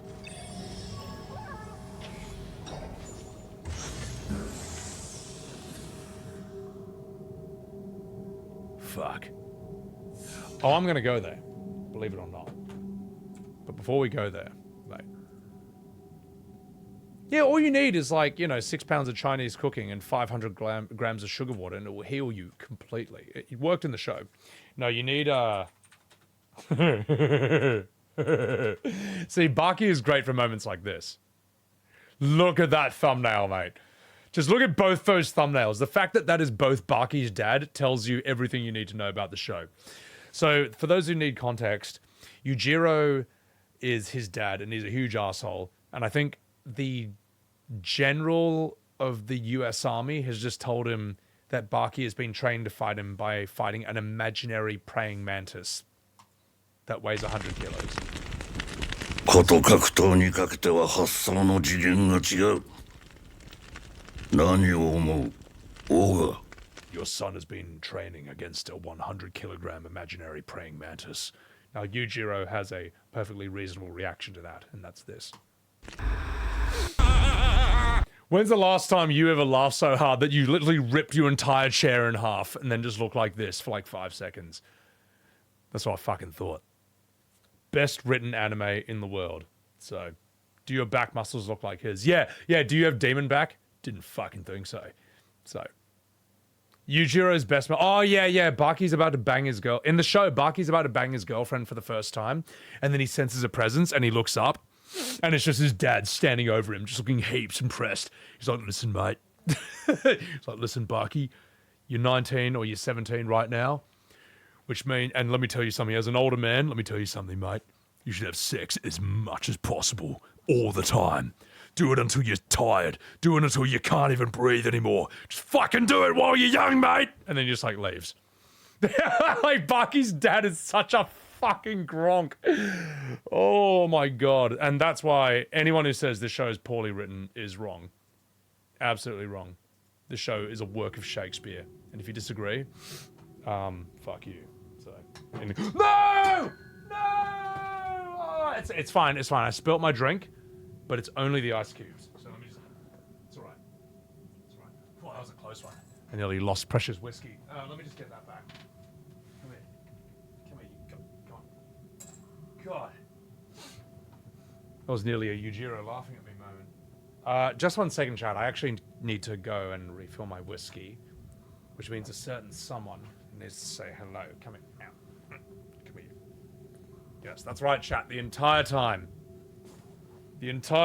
His Royal Highness, little Billy Webbs, was sitting having a wee sleep on my lap the entire time. Thought I broke my... Yeah, Bogle, that's right. I laughed so hard that I broke my own chair. Just like Yujiro in real life. Come on, Billy. Say hello to chat, Billy. Say hello. Oh, just cleaning himself. Having a little sleepy snoof. And say hello, Billy. Yujiro not approve. Yujiro would not approve of anyone. Yujiro would think Brock Lesnar is weak. Like, he would be disgusted by my sheer presence. And by yours as well. Think about that. Lloyd, he's a happy cat. Nah, he's a good boy. Come on, say hello to Sharp, Billy. Give him that winning smile of yours.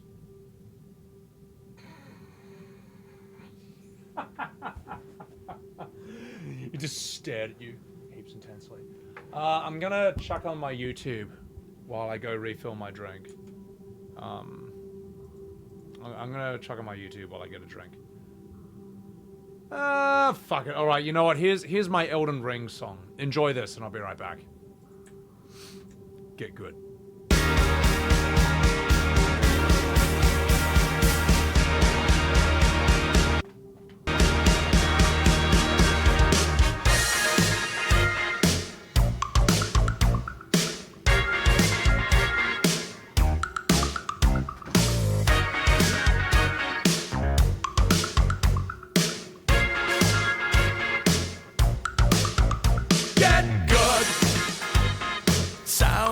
Someone's got a skill issue.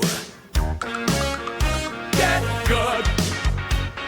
Stop panic rolling when he does that move. Get good. You should put all your points into Dex. Get good. Unfortunately, you are maidenless. If you give up, I'll laugh at you.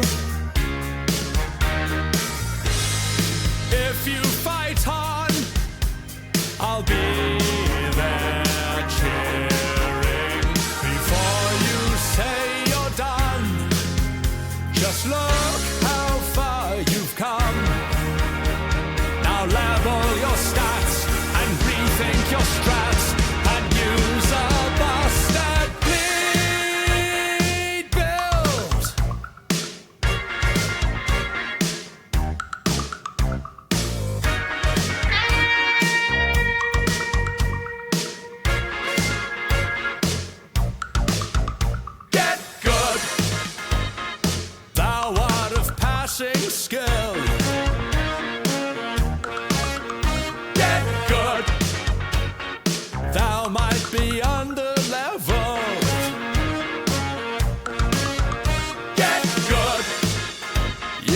summon the jellyfish.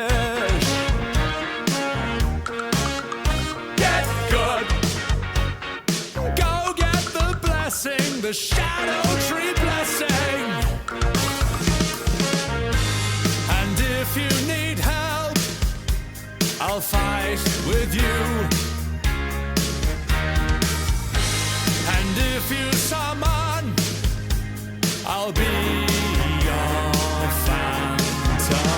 I swear that me and you will break this boss in two. Just watch those delays and use your iframes and join us in the end game.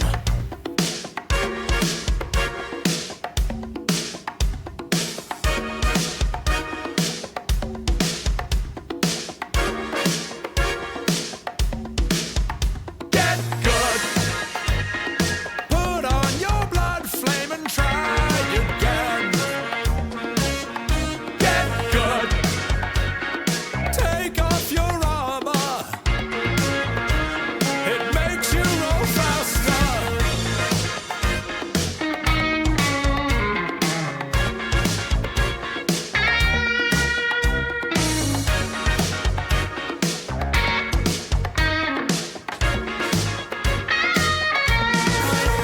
Get good. Get good.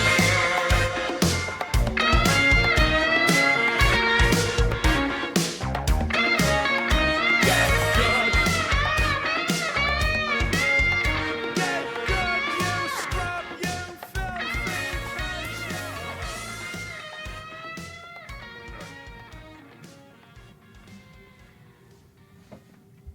My God, imagine tuning in for an Abzû stream and you just see that.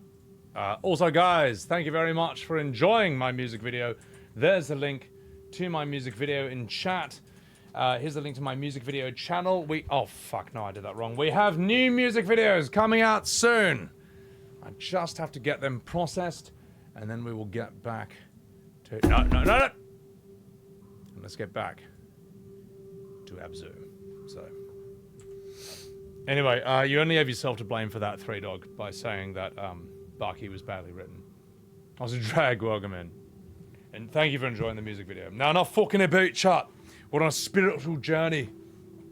We're on a wee spiritual journey right here. Deep into the ocean. Dan Dubstep, welcome in. The bit of contempt, aren't he? Such a good baby. Alright. Let's go. Messiah, what's up? Also, before we continue, there's something I need to do. Just drink some of this whiskey. Alright, let's go.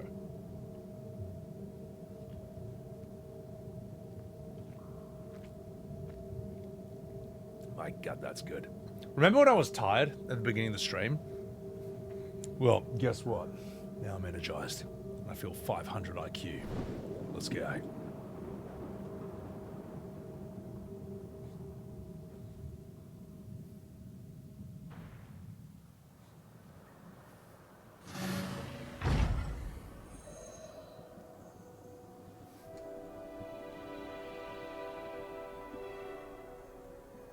Continue.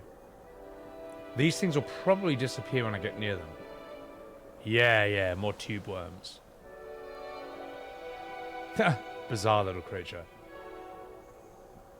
Good night, Queenie. Take care of yourself.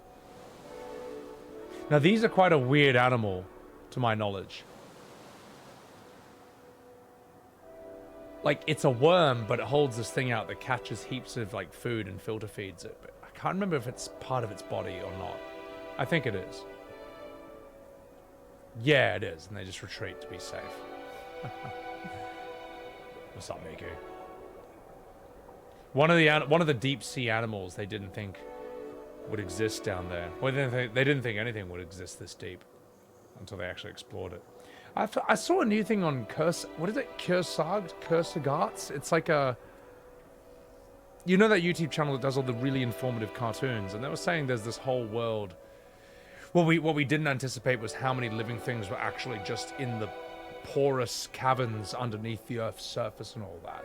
Static, thank you for the follow. Appreciate that. So much of the world we still don't understand or haven't really fully explored. Like the jungles of Africa. you know, the forests or the jungles of South America. Deep ocean itself, we barely understand at all. Polychaete worms, yeah, pie diddly. We would have seen the same David Attenborough thing. And then now just beneath the Earth's, just in the Earth's solid crust itself, there's just tons of porous areas and tunnels where just tons of life lives. Fascinating shit, man. Now this is an incredible animal. The blue whale. Literally the biggest animal that ever lived. And it lives in the same time period we live in, which is crazy. Bigger than any dinosaur that ever lived. Absolutely gigantic. From at least David Attenborough, its heart is the size of a car. And its veins, some of its veins are so wide a human being could swim through them. Just incredible.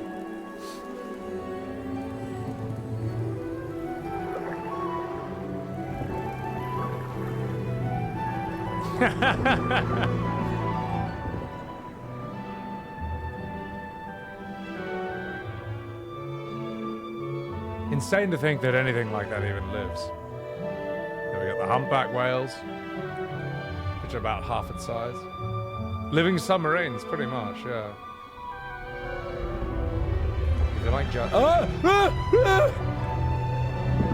yeah. It came up close just to show you how big it really is. Now, what's also crazy is if you look at one of their eyes really, really close up, they're so full of, I don't know, whatever the fuck it is. It looks like there's a galaxy, like a universe inside of its own eye.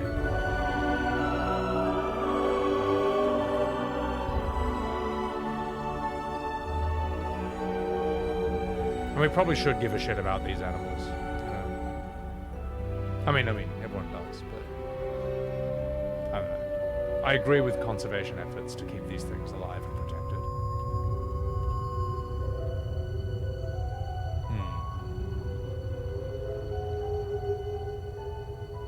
Anyway. This diver dude has a big ass lung. Reinforcement guy. Is this your first time playing this? There's a reason behind that, but we're not going to get into that just yet. But welcome to the stream. Ocean is beautiful, but it's filled with piss and shit. Yeah, but like, fish probably look at us and they're like, oh, they're just breathing in 1 billion farts. Miku, probably breathing your own farts right now. You ever consider that? So, yeah. Anyway. Me the whole time. So, if you like jazz, check out a movie called Blue Giant. I actually do like jazz, believe it or not. Yeah, Alpacalypse. Dave the Diver got an update. So now it's all in 3D, and you can't catch fish anymore. Ooh. The deep ocean is great, mate. I think you don't want to touch these things, so they'll blow up and just hurt you. Okay, I get the picture. But first, I want to get one of these.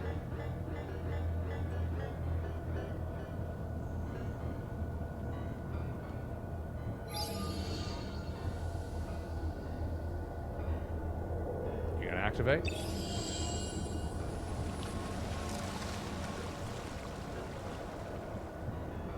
What are these things again?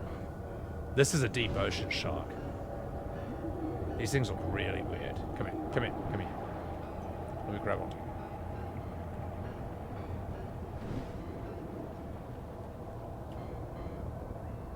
Oh, they're mines, believe me. Is that a goblin shark?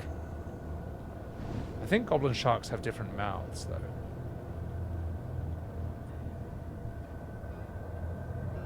No, that's a goblin shark. So when... Ah, yes, right on time. When it eats, its whole mouth actually, like, comes out of its body. It looks like this. Like... absolutely fucked.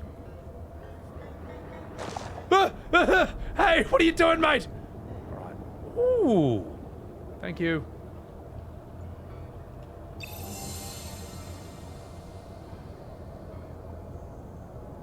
Xenomorph?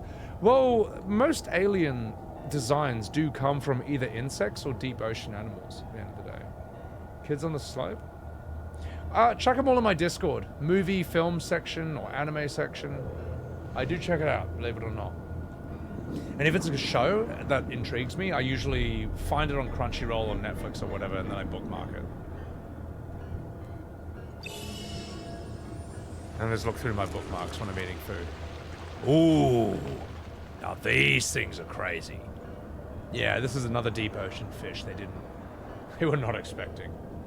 Full of bioluminescence. It's like a little huge sea jellyfish centipede thing.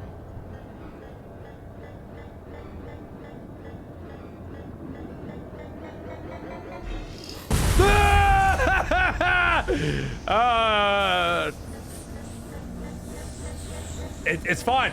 It's fine. I'm alive. I feel so alive for the very first time. I'm alive. I survived it. I'm not dead. Alien creatures, apocalypse. Maybe octopus and jellyfish feel that alien to us because they just don't have any land equivalent. They're like fish made it onto land, you know, and became frogs or amphibians, salamanders, and those became lizards, or sorry, branched off into lizards that branched off into mammals and so on and so forth. But this, you see this? Look at this. There's a little Pokemon down here. I love that this is a real octopus as well. Like, it's called like a Dumbo octopus, and it's so cute, man. Little head. Yeah, the Dumbo octopus. This is a real animal, by the way. Looks so silly, man. Anyway, let's activate this thing.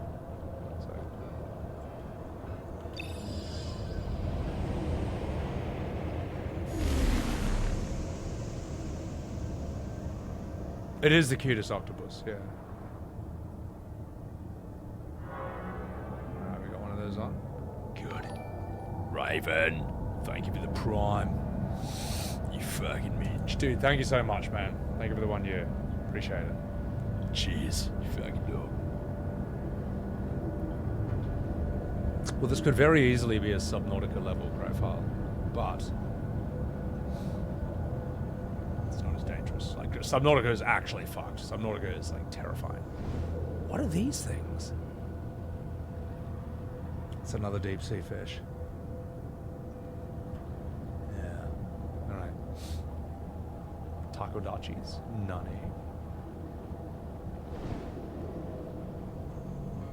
If Soma got involved. I saw Cider Spider playing Soma. Is that... I'm curious about Soma. Apparently it's really respected as sort of an indie horror game. But I just don't know anything about it. Ooh. Hang on, how am I going to get through this? I'm pretty sure I can just go over this.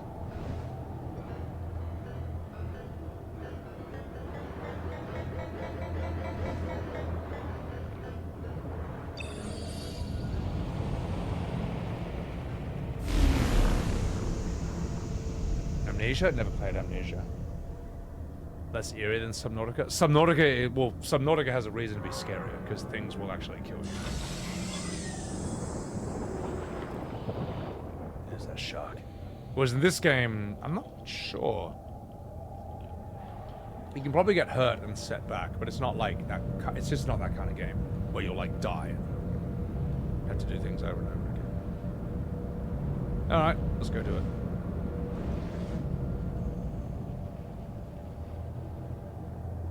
I want to see what this is. Yeah, maybe we can release one more thing. Ah, that's a real bastard. The good old-fashioned anglerfish.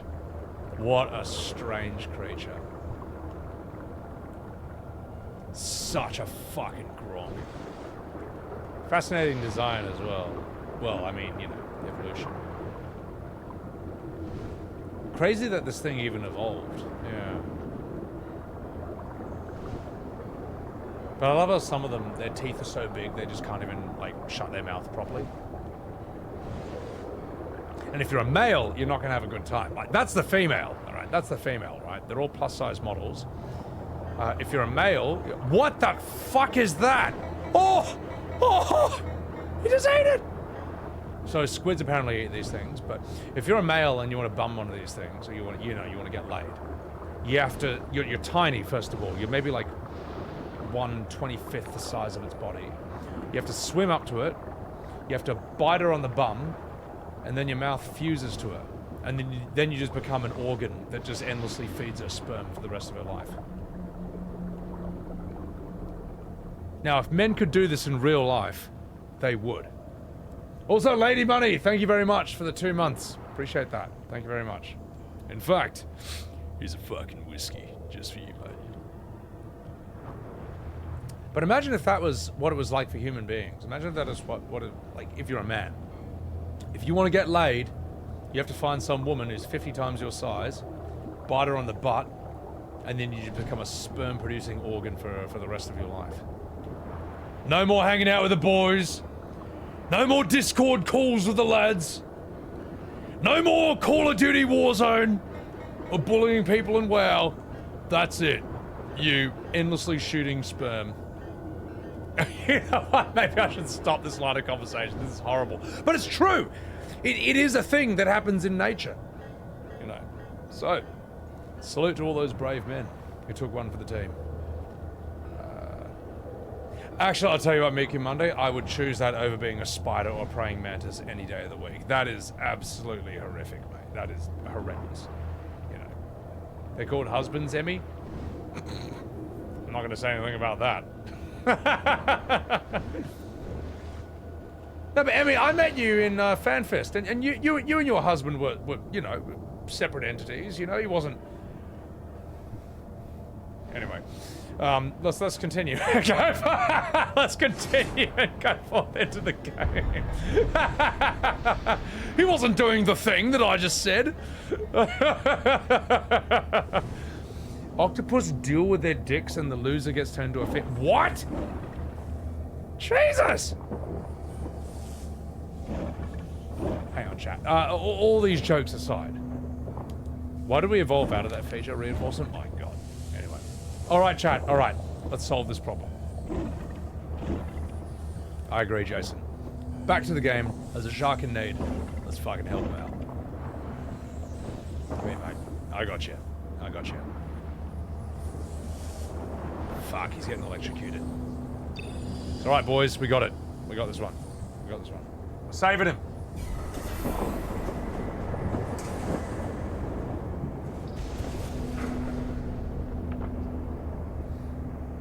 You alright, mate? It's a big boy.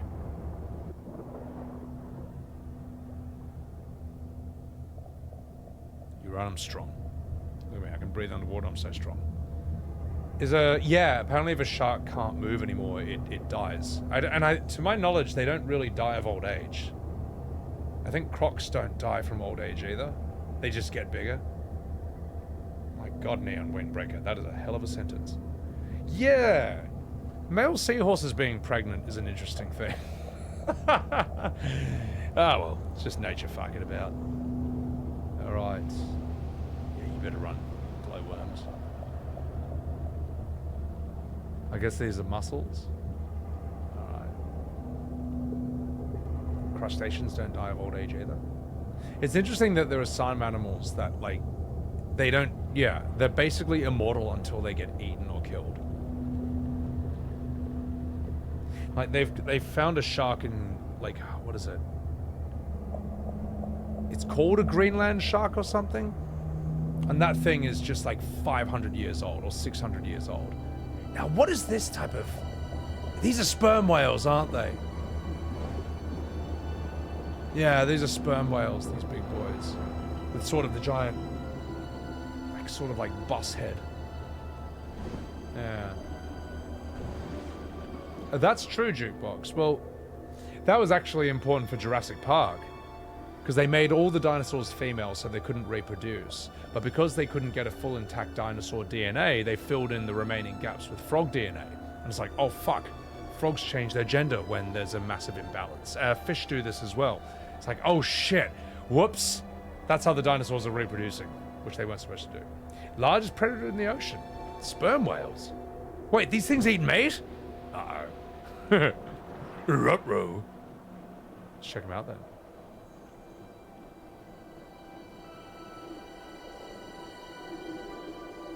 Exactly, Mimic. As Jeff Goldblum said, nature, nature, nature, Nature finds a way. Exact quote. Exact delivery. Oh, fuck, look at these things.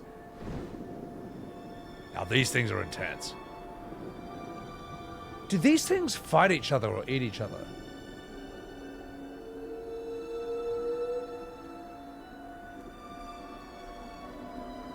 There's a big chunk of squid.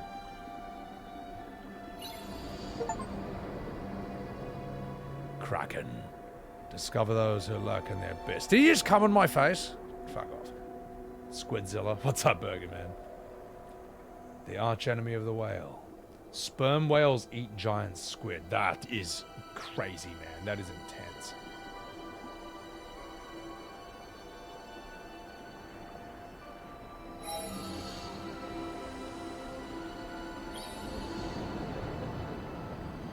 So I've basically got a radar down here in the dark. Ah, okay, that's kind of cool.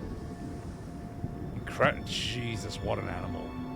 Look at these things, man. So different from how the blue whale is shaped as well. Like, blue whales have the big, sort of elongated head. I didn't want to ride a squid. I want to ride the whale. What are you doing, Gabe?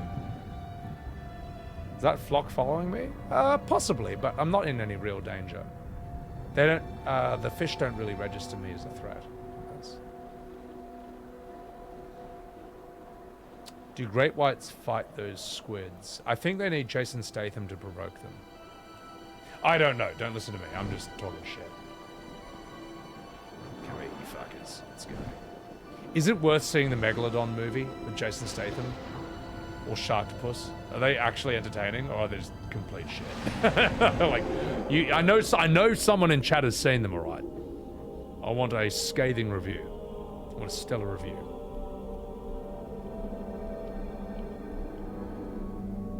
Now, before we continue, any of you guys who smoked weed or doing acid while I'm doing this stream, this little pan is for you. Alright? You can enjoy these visuals while I respond to chat. Megalodon 2 was okay, the first one was bad. Jesus Christ. Jesus, Mako. In about an hour, Groyle. Eating Takis, so yeah. Wait, what is a Taki? Sharknado? I'll tell you something that's a very uncomfortable fact about megalodons, though. Every dinosaur we know, whether it's a T-Rex or whatever, all of them, they all basically went extinct 65 million years ago. Including all the things in the ocean, like the giant, whatever, plesiosaurs, or the giant snakes in the ocean, or whatever, chronosaurs. 65 million years, we all know that number. Megalodons only went extinct 4 million years ago. 4. And that is a very uncomfortably close amount of time to the time period we live in right now. I wish that it was 14 million years or 10 million years. 4 is just a little too close for comfort, man. Because a megalodon is basically about 50 times the size of a fucking great white shark. A megalodon is like a double-decker bus tall and then 2 double-decker buses long. They are not like... That is not good. That's fucked. Also, Ziggy, welcome in. How you doing? Guys, also follow Ziggy Princess over here. She's Welsh. And Ziggy, we were trying to pronounce Welsh words before, but it was too hard. Your language is too hard. If you want to see Jason Statham fist fight a shark? Okay, so it's like Deep Blue Sea, but with him. Okay. Yeah, fishermen 4 million years ago. Well, I guess we just don't know if there were any sort of humanoids or hominids around that time. I do love the TV show. Has anyone seen the show Primal on Amazon? It is great. Let me sell you this show. It's made by the guy who did Samurai Jack. It's R18 plus because it's so unbelievably violent. And the main characters are a caveman and a T-Rex. And he rides his T-Rex into battle. And he and the T-Rex help each other out in fights. And it has no dialogue. Just... That's all the dialogue in the whole fucking show. And it is the greatest show in the history of humanity. It is the best written show in the history of the universe. Better than Shakespeare. It's so good, man. It is so fucking dumb, man. It's amazing. I'll show you the cover art. It's great. It sounds goated. Oh, mate, I'll show you a scene from it. Alright, we're bringing the squids back. Deep sea gigantism exists. Sharks are older than the Pleistocene. Sharks are older than trees, which still messes with my head. The fact that sharks evolved before trees did is a very uncomfortable fact. Because basically they're the perfect killing machine. Alright, guys. Alright, since you asked so nicely. Since you asked so kindly. Let me show you a scene from Primal. Hang on, wait. First, let me show you the cover art. Where's that show? Show. There you go. There you fucking go.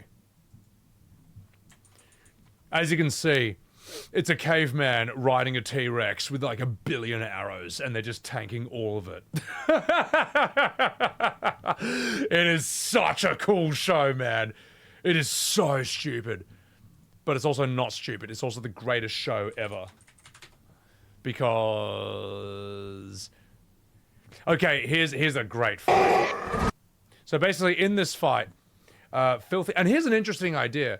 There are these ape men, but the ape men sort of have their own weird culture, and they take drugs, and this one ape takes drugs and fights his friend who's a T-Rex after they capture him. So he gets so angry that he takes all of their drugs and becomes a super caveman and then fights all the ape men, and then you get this absolutely Shakespearean scene right here. Behold.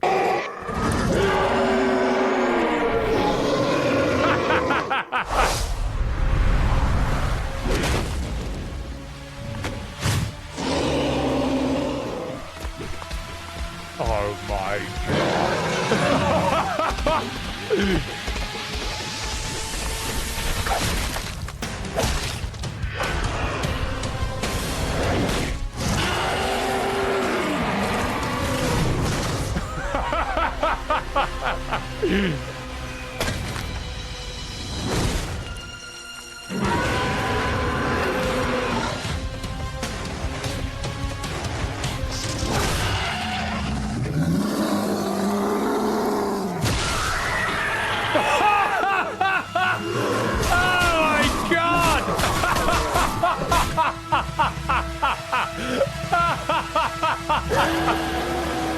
Oh yes, this is an average moment in this show, by the way. This is an average scene in this show. Oh my god. Oh my god. Oh my... God.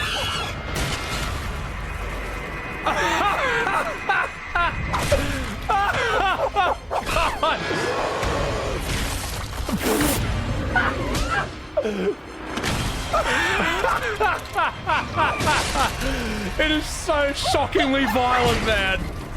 Oh my god. Okay, they're running away. He can probably...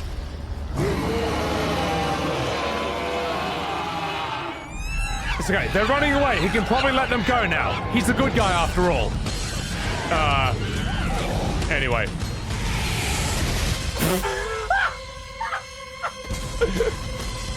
Oh my god! Jesus!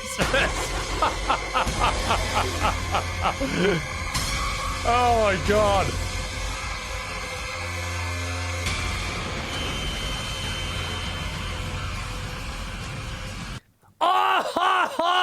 Yeah, so in other words, that is an average scene from Primal. That's 2 minutes from like episode 6. It is so good, man. It is the best show in the entire world. It's the best show ever made. I'm going to put it in chat right now. Primal on Amazon. It's made by the guy who did Samurai Jack. After he was like, you know what? Fuck making kids shows. I'm making this. It's so good. It's only 2 seasons, but it's like this. It's the dumbest and also the best thing that's ever been made. It's so good. Oh, by the way, Thunder Bunnies, thank you so much for the raid. Appreciate that. Also, Guys, chuck a follow to Thunder Bunnies. I've known him forever. Wonderful people, both her and Zach Rabbit. Zach, thank you for the 43 months. Absolute legend over here. Eben, I was so captivated by the violence, I didn't even know I got rated. That's true. Ziggy, are you sold on that? Anyone who has not seen that, you should absolutely watch it. That is the best use of your Amazon Prime right now. Yeah, that's the Hulk if he actually did Hulk things. Was it Adult Swim? I'm not sure. No one watches TV anymore. Metalocalypse Violence, that was a great show as well. Yeah, so, anyway. Also, Dagfish, what's going on, you fucking dog? So, 3 Dog, remember how you said Baki was badly written? Well, don't you look silly now. You sold? Yeah. Overness, they played on Adult Swim? Nice. You know, I love shows like that. Shows that are just like the most extreme, dumbest thing ever. Is always fascinating to me. Ooh.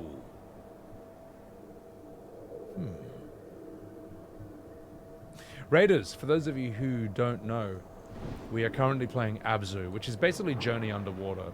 So, for those of you who are here for a calming, soothing, philosophical discussion, meditation on life, the universe, and everything, I'm sorry that I just showed you a caveman take 1 billion drugs and then punch the guts out of 500 monkeys with no dialogue.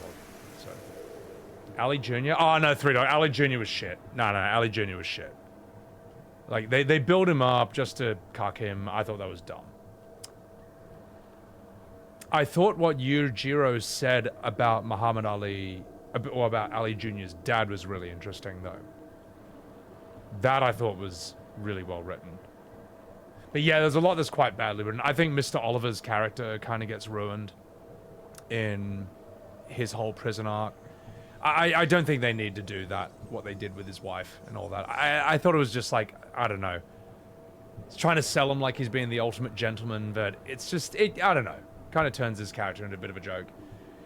But him pissing on Bucky's face while Bucky smiled through it was pretty funny. That's pretty iconic. That's always cited as when people tell me Bucky's the best show ever. They just show that. Yeah, it's a bit over the top. It would have been better if Mr. Oliver's wife is just like, you know, super plus size, but also really hot. You know, they exist, you know. I've seen some on Instagram, according to friends of mine whose accounts I haven't checked out. But, you know, they exist. That would have been so much better for his character. Why is there so much pissing in Baki? Well, no. The best Baki pissing moment is with Spec. That dude who is so dangerous the police can't control him. And there's that great shot where he keeps breaking out of prison. And there's a great shot where the chief of police is just like taking a piss in the urinal. And then he just hears the sound of flooding. And you hear the music and it's just like, dun, dun, dun, dun. And he's like, and he turns and looks to the left, and the urinal is just overflowing with piss. Because Spec is standing next to him, and he's so huge that he just floods the whole urinal just by pissing in it. He's like, ho ho! Hello, Mr. Parisa Chiefery! I have left the prison to get some burneroo. And he just forces him to eat heaps of, like, steamed pork buns. Like that is funny, because Spec, like, it's sort of this weird flex that his body is just so massive that his piss overflows a urinal. You know what I mean? Anyway, you know what? I'm trying to justify this thing in Baki that you're confused about, and trying to explain how it's actually a brilliant literary device. You know, it's character development. It forwards the plot. It tells the story. It tells us how dangerous this man is. Oh my god! But anyway, such a man. Yeah, exactly. There are so many. You have a favorite, Torsten? No. Oh, look at this fish over here. Oh, I wonder what this fish is. Actually, for real chat, I don't know where to go. I think I'm backtracking at this point. So, stop memeing. No. Alright. Let's, I think we go through here, because that's where we came from originally. Oh my god, Burger Man. Alright. No fucking about chat. I guess we go back through here. I must have backtracked a bit.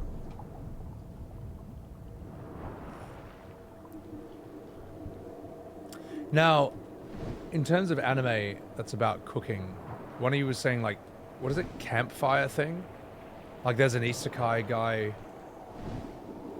He ends up, you know, in another world, but he has access to the power of online shopping or some shit like that. You know, a typical anime plot. Because I'm curious, I want to say that. Woo! This has to be it. This has to be it.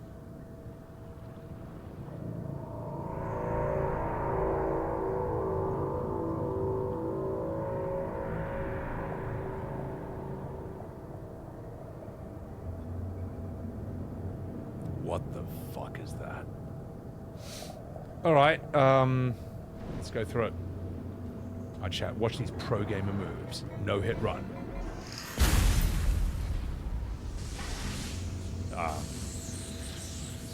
That was a warm-up, that was a practice. Now time for the real no hit run. Happy Hob, levels of gameplay, only on Semiwebs TV. Alright, whatever you do, do not clip that. Alright. No one's allowed to say that. Okay. Here we go. Oh! I've got golden flippers. Oh.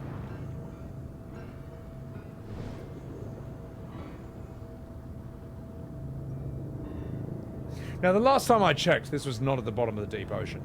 But if we found shit like this, man, there is no way the government is telling us that.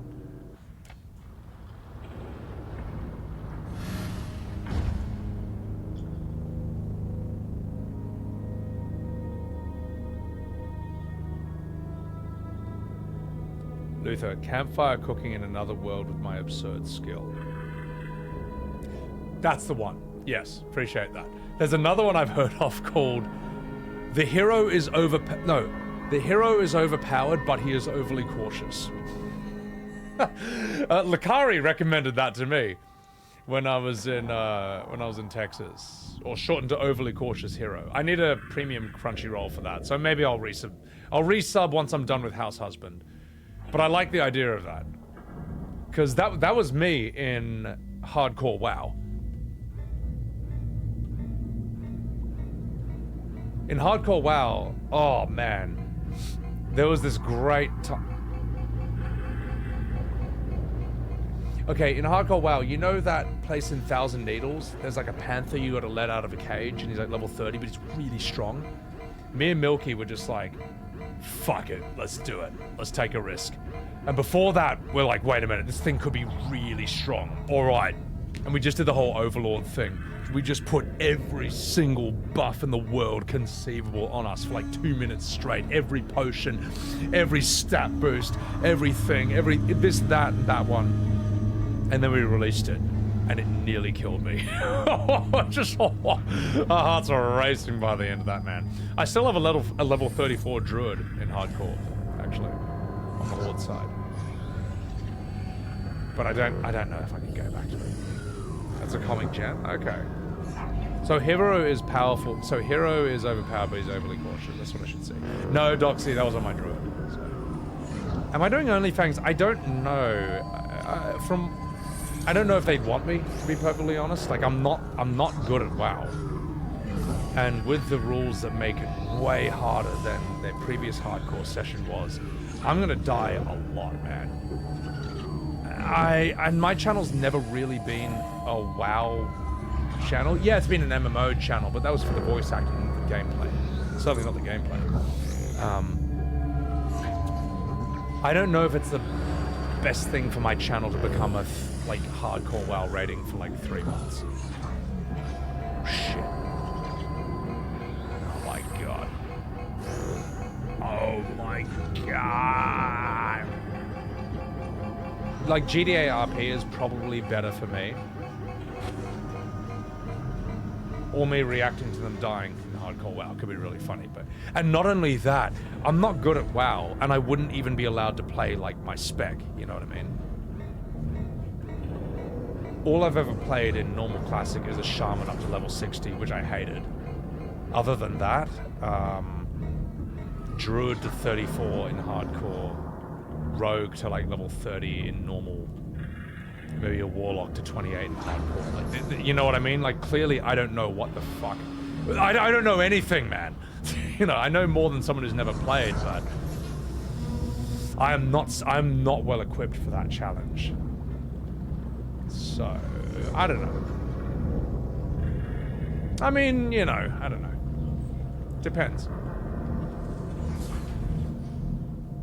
Personally, I think I could make better content doing other things. And that's no disrespect to them.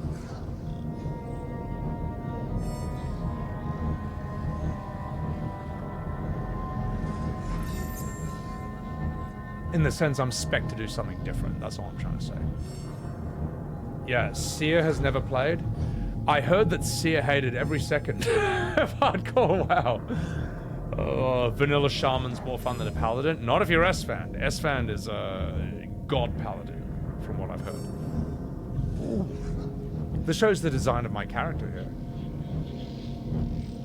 What the fuck are you boys? You are not normal fish.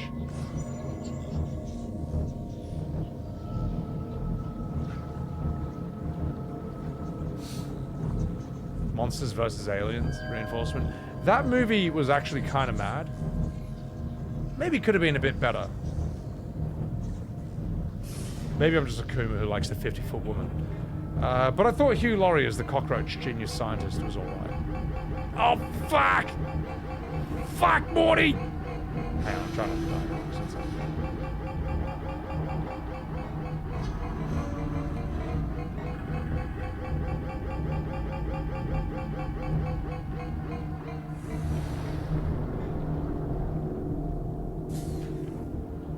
Fuck. Now that's going to be hard to get through.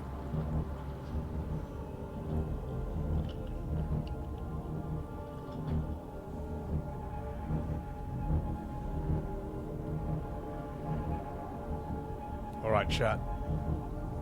Wish me luck.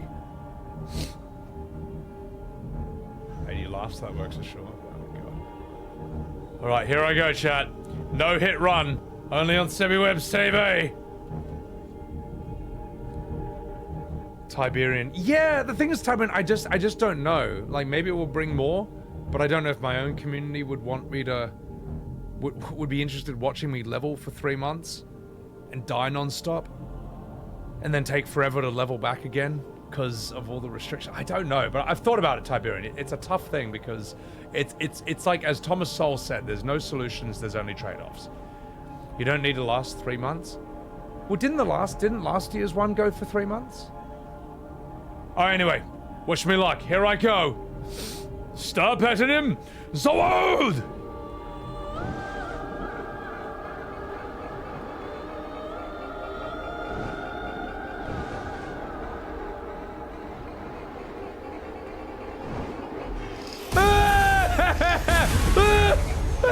Oh God!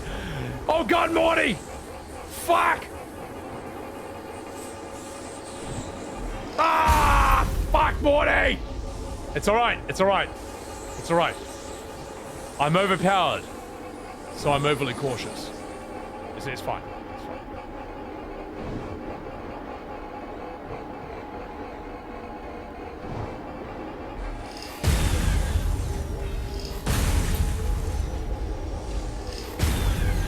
In my defense, I am set up to fail here, alright?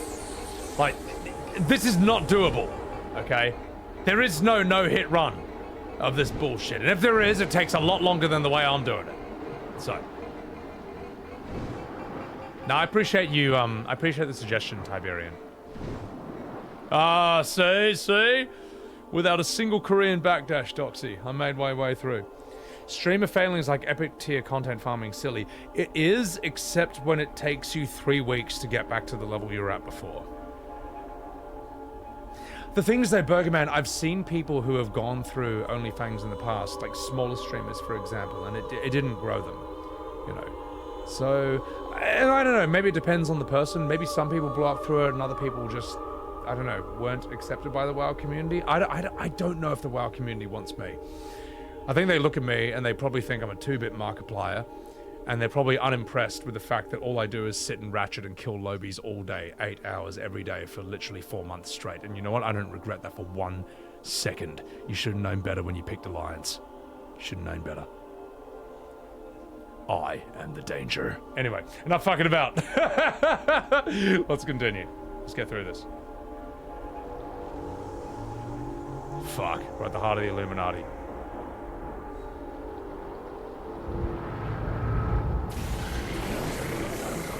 Fucking get him! Do it! Take him out!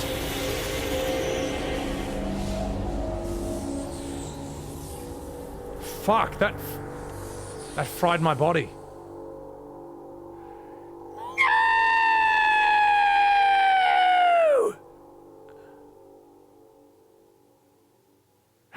No!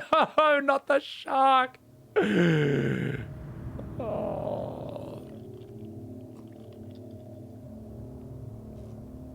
Okay, so they fried off my exoskeleton. It's alright. So, for any of you who are wondering why my lung capacity was so high, it's because I'm not even breathing at all. I'm actually an Elon Musk robot that will come to your house and put your passport in the bin as soon as someone hacks me.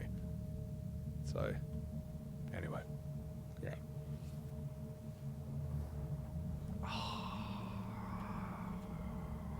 I'm sad. You're alright, mate. You did well. Good work. I gave you all, mate.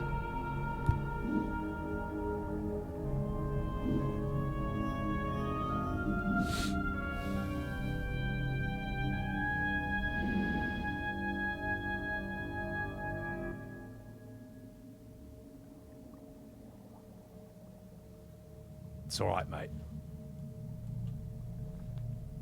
I'll take him out for you.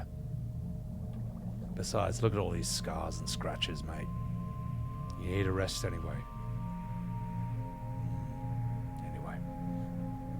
Eben, I am a robot, unironically. Either that or I have a really weird skeleton and I can just live underwater. So, I know. If I could save him, I would, but it's alright. It's alright. Death is a part of life at the end of the day. It's like a form of renewal, whether we like it or not. So, name the shark so his legacy can be shared. All right, okay, I'll do that for you. We'll name him. And we'll name you Shanks. I feel like that's an alright name for a shark. Alright, Shanks, good on you, mate. You bit the fucking Illuminati. You died trying, but you did some damage. I respect that. Now take care of yourself. There. I think that's an alright name. I think that's an okay name. Let's get the fuck out of here. Let's get revenge. It's weird, my flippers kind of phase in and phase out. I don't know if that's a glitch or if that's like my body continuously like losing and regenerating them.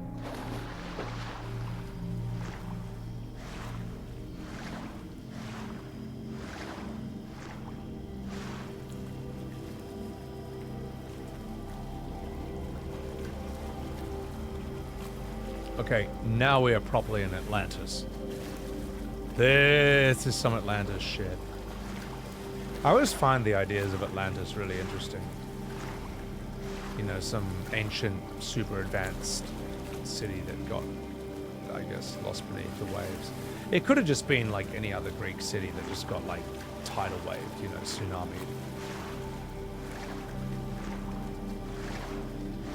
It could just simply be an idea, you know. Because the ancient Greeks have a lot of ideas that we have repackaged versions of them, like simulation theory, for example.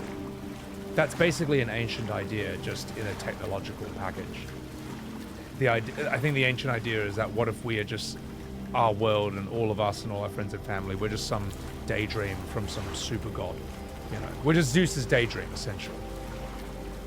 Simulation theory is exactly the same concept. It's just like, oh, but you know, it's all just like tech. It's all AI. It's all packages. All right, let's check this place out. Let's see what's around here. AS Odyssey? Assassin's Creed Odyssey. I thought you were saying Abe's Odyssey. Now, Abe's Odyssey is a whole different thing altogether. And only real boomers know that.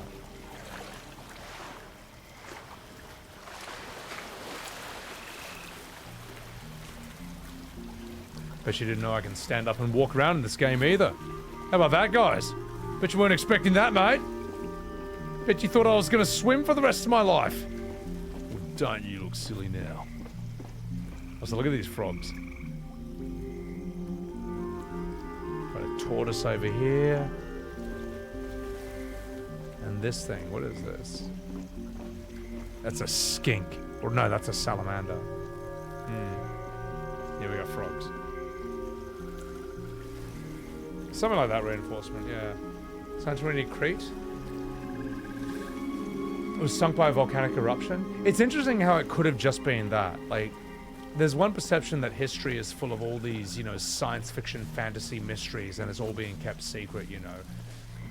But the other end of the coin is that it could just be a bunch of boring shit.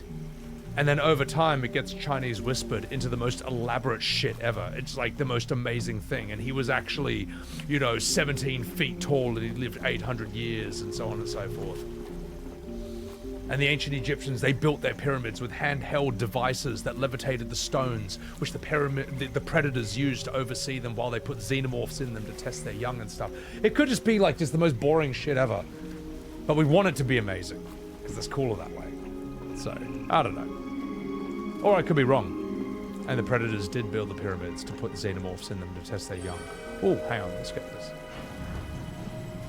You don't know, and I don't know either.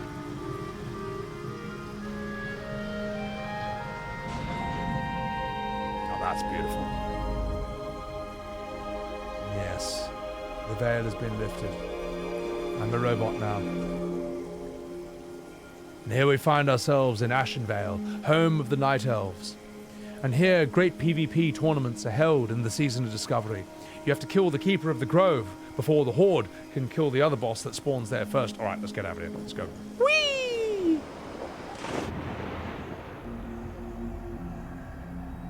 Yeah, this place is interesting.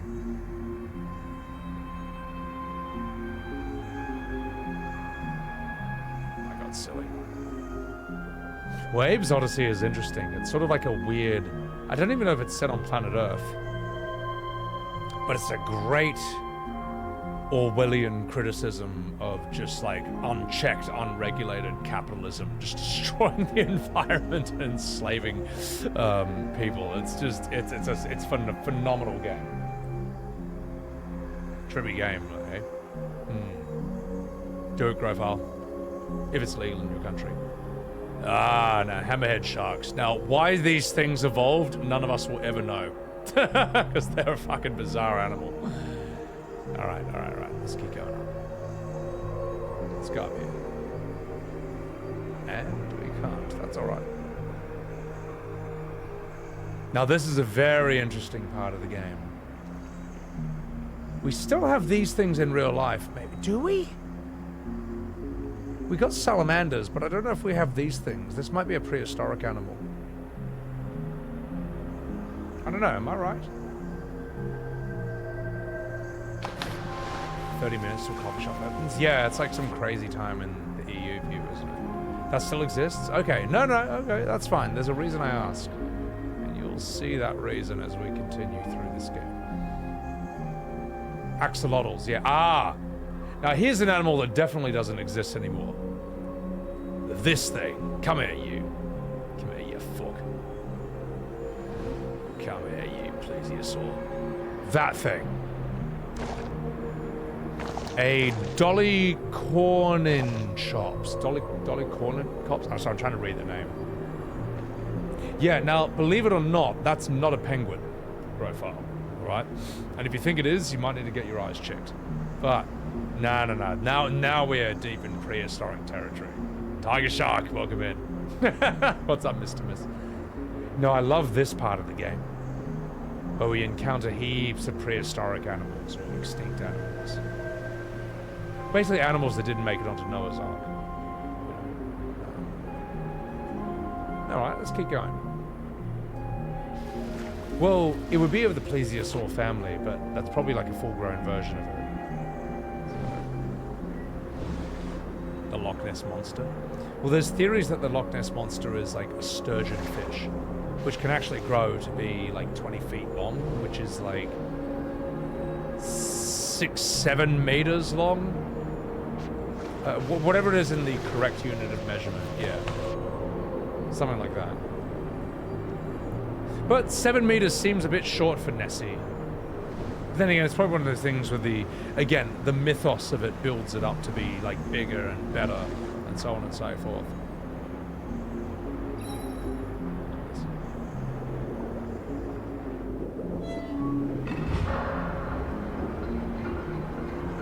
7-meter neck.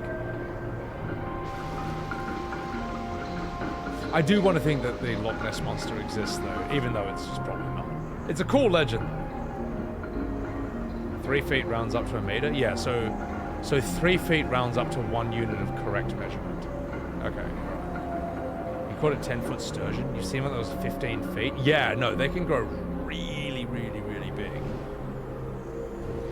It could also be an oarfish. Like, oarfish are crazy. Apparently Chinese dragons might be based off of them. In fact, I want to look one up right now. I think, let me see. Hold the line. Love isn't always on time. Oarfish. These things. Yeah. These things are big, man. Yeah, Chinese dragons would be absolutely be based on this shit, man. Like, look at that, man. That is some good. Look at this. That's a big chungus, man.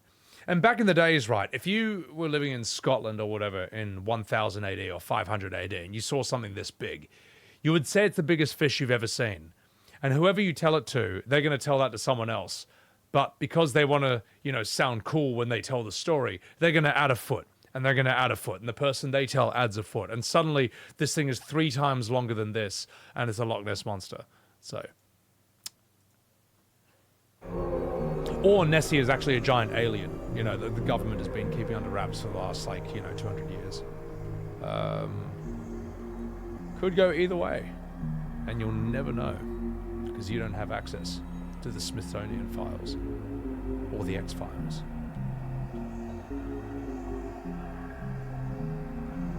Or the Trump McDonald's files. I'm sorry, I'll stop. Long live Mr. Wayne. You do the same thing with my thingy. You disgust me. Nah, just kidding. Welcome in. What about Bigfoot? Bigfoot isn't really that amazing. Let's like what? Like an upright walking humanoid ape? A thing that has been shown to have existed on Earth already? I mean, yeah, it's alright. I don't know, it never really... It's like, oh, okay. Like a big caveman thing. It never really fascinated me that much. Some people, though, they made it their life's work, so maybe I shouldn't disrespect that. Are they fish that symbolize a bad omen? I'm not sure. History's just a big game of telephone? Yeah. You know what cracks me up? Is the difference in how... Hang on, let me wake this thing up and I'll tell you. Let me see what I'm activating before I forget. Aha. And, if I'm correct, these things are really cute as well.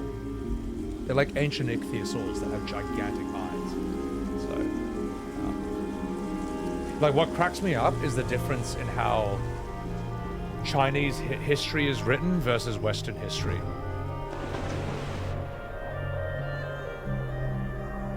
Like in Western history, no, so I'll start with Chinese history. In Chinese history, you'll have an event called the Minor Disagreement of Guangdong. 800 million people dead.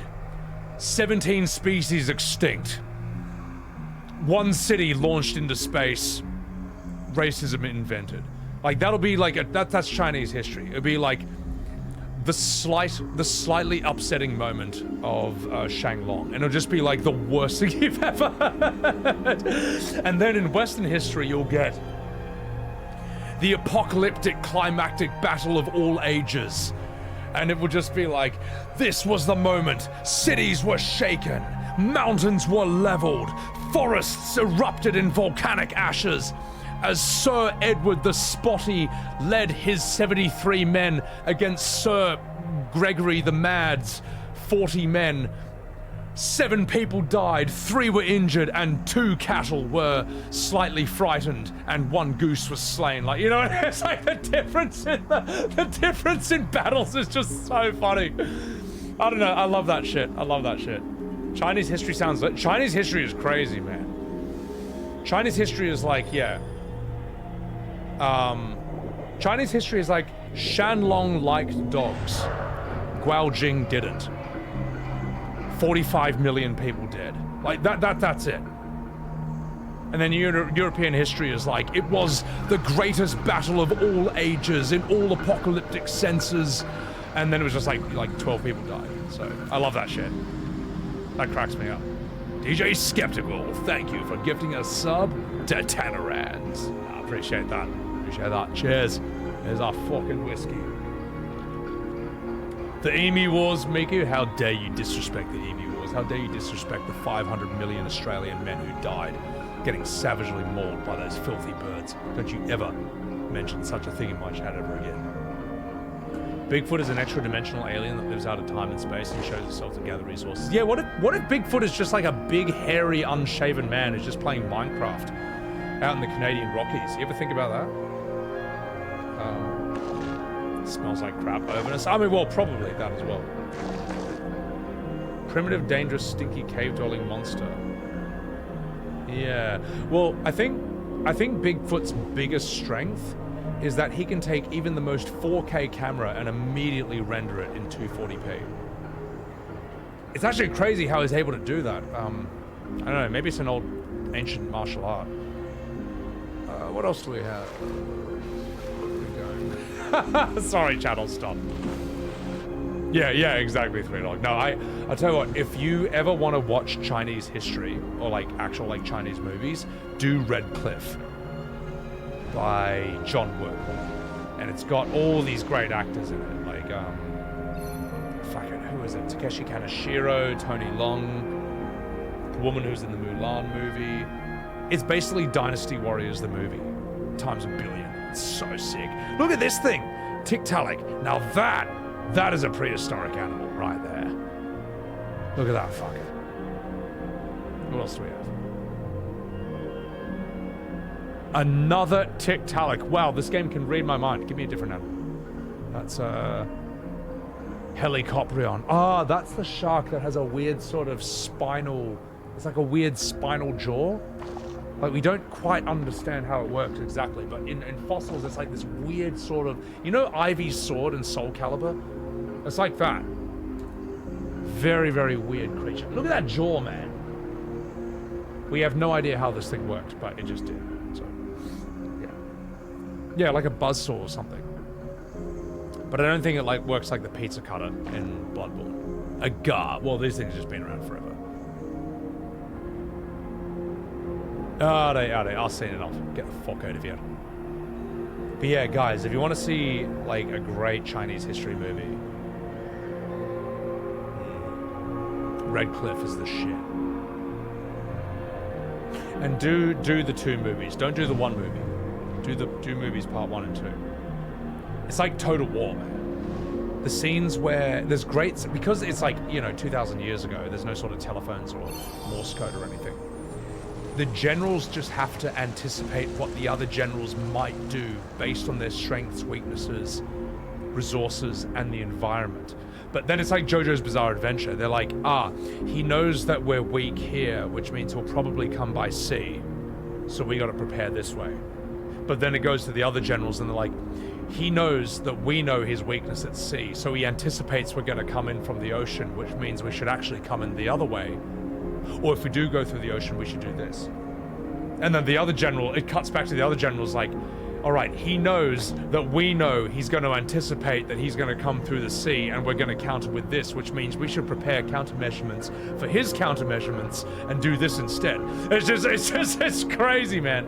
But ancient Chinese warfare was like that. you basically got these dudes who were anticipating what the other guy was going to anticipate that you would do, and just prepare like 420 IQ countermeasures. It's so sick, man. It's so good. The Crossing movies? I never saw The Crossing. Who's in it though? Man, I'm really out of touch with the movies these days. But it's probably because most of them are shit. Yeah, Emmy, and then you get Luffy, who just like throws all strategy to the wind. Just like, yeah, he's the agent of chaos. Oh shit! Look at this. Now look at this thing, mate. Come here, you fucker. Archelon. Now this thing, again, we have the fossil record of this. This was a gigantic tortoise. Sorry, turtle. Sorry, tortoises are land. And what they do is in Warcraft 2, gnomes would attach like missiles to the top of these things, and they act like submarines. And they come up, and you can even take out an orc juggernaut if you have enough of these things. Okay, that's not what actually happens. But if you played Warcraft 2, that's actually what they do. But in real life, these things were these crazy, basically the biggest turtle that ever existed. But these things got eaten by even bigger fuckers in the ocean, like the Chronosaur.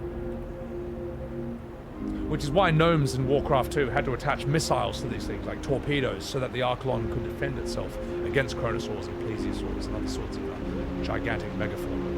So, Zhang Jie, Takeshi, Kaneshiro, Huang Xiaomin, yeah, huge epic cast. All the prehistoric critters, that's sick. I got a plan B, I got a plan B for the plan A in case he goes to plan C. Yeah, it's like that. It's not ironically. So, all right.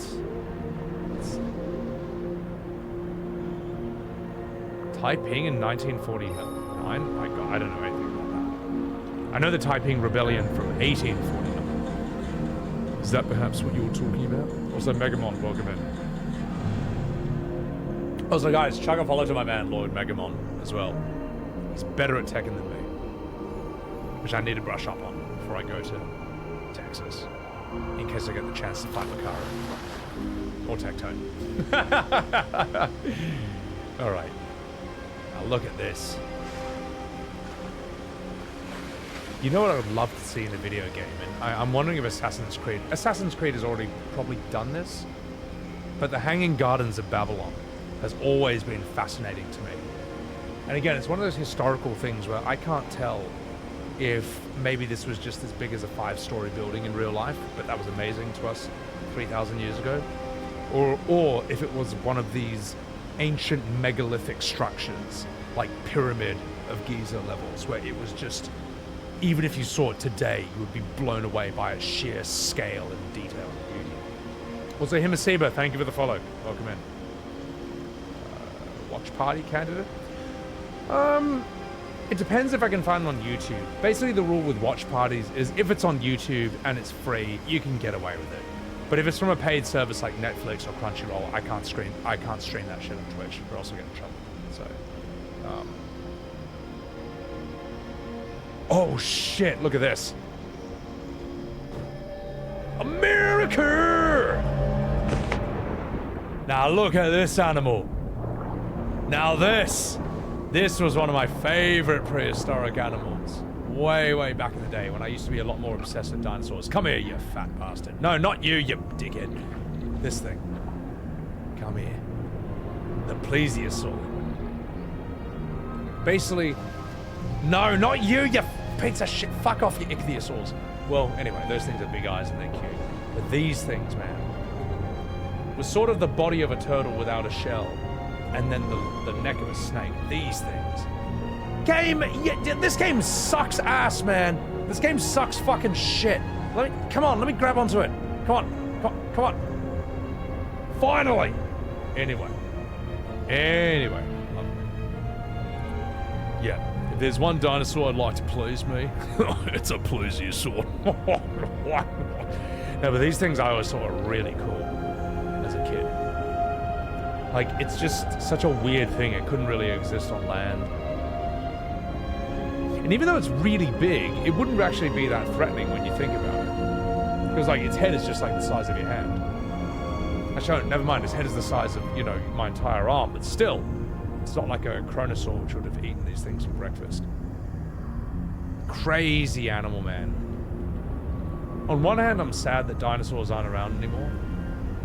On the other hand, I'm really glad, because these things were absolutely terrifying and would have kicked the shit out of us. Mosasaurs are, like, beyond dangerous, though. So in Ark, they make these things huge. Well, I wouldn't be worried about this, because in the ocean, or the prehistoric ocean, you'd get animals who have mouths the size of this thing's body. And that's the thing you should be concerned about, like a Lipleurodon, or I guess a Megalodon, unless Jason Statham's around, in which case you'll be alright. Have I solved any of the puzzles? No, there are no puzzles in this game at all, which is why this is one of the best games ever made. These puzzles are fucking shit. Nah, I enjoyed Portal 1 and 2, but I also need a break from puzzles for a while. Dacosaurus, what the fuck is this? Bastard.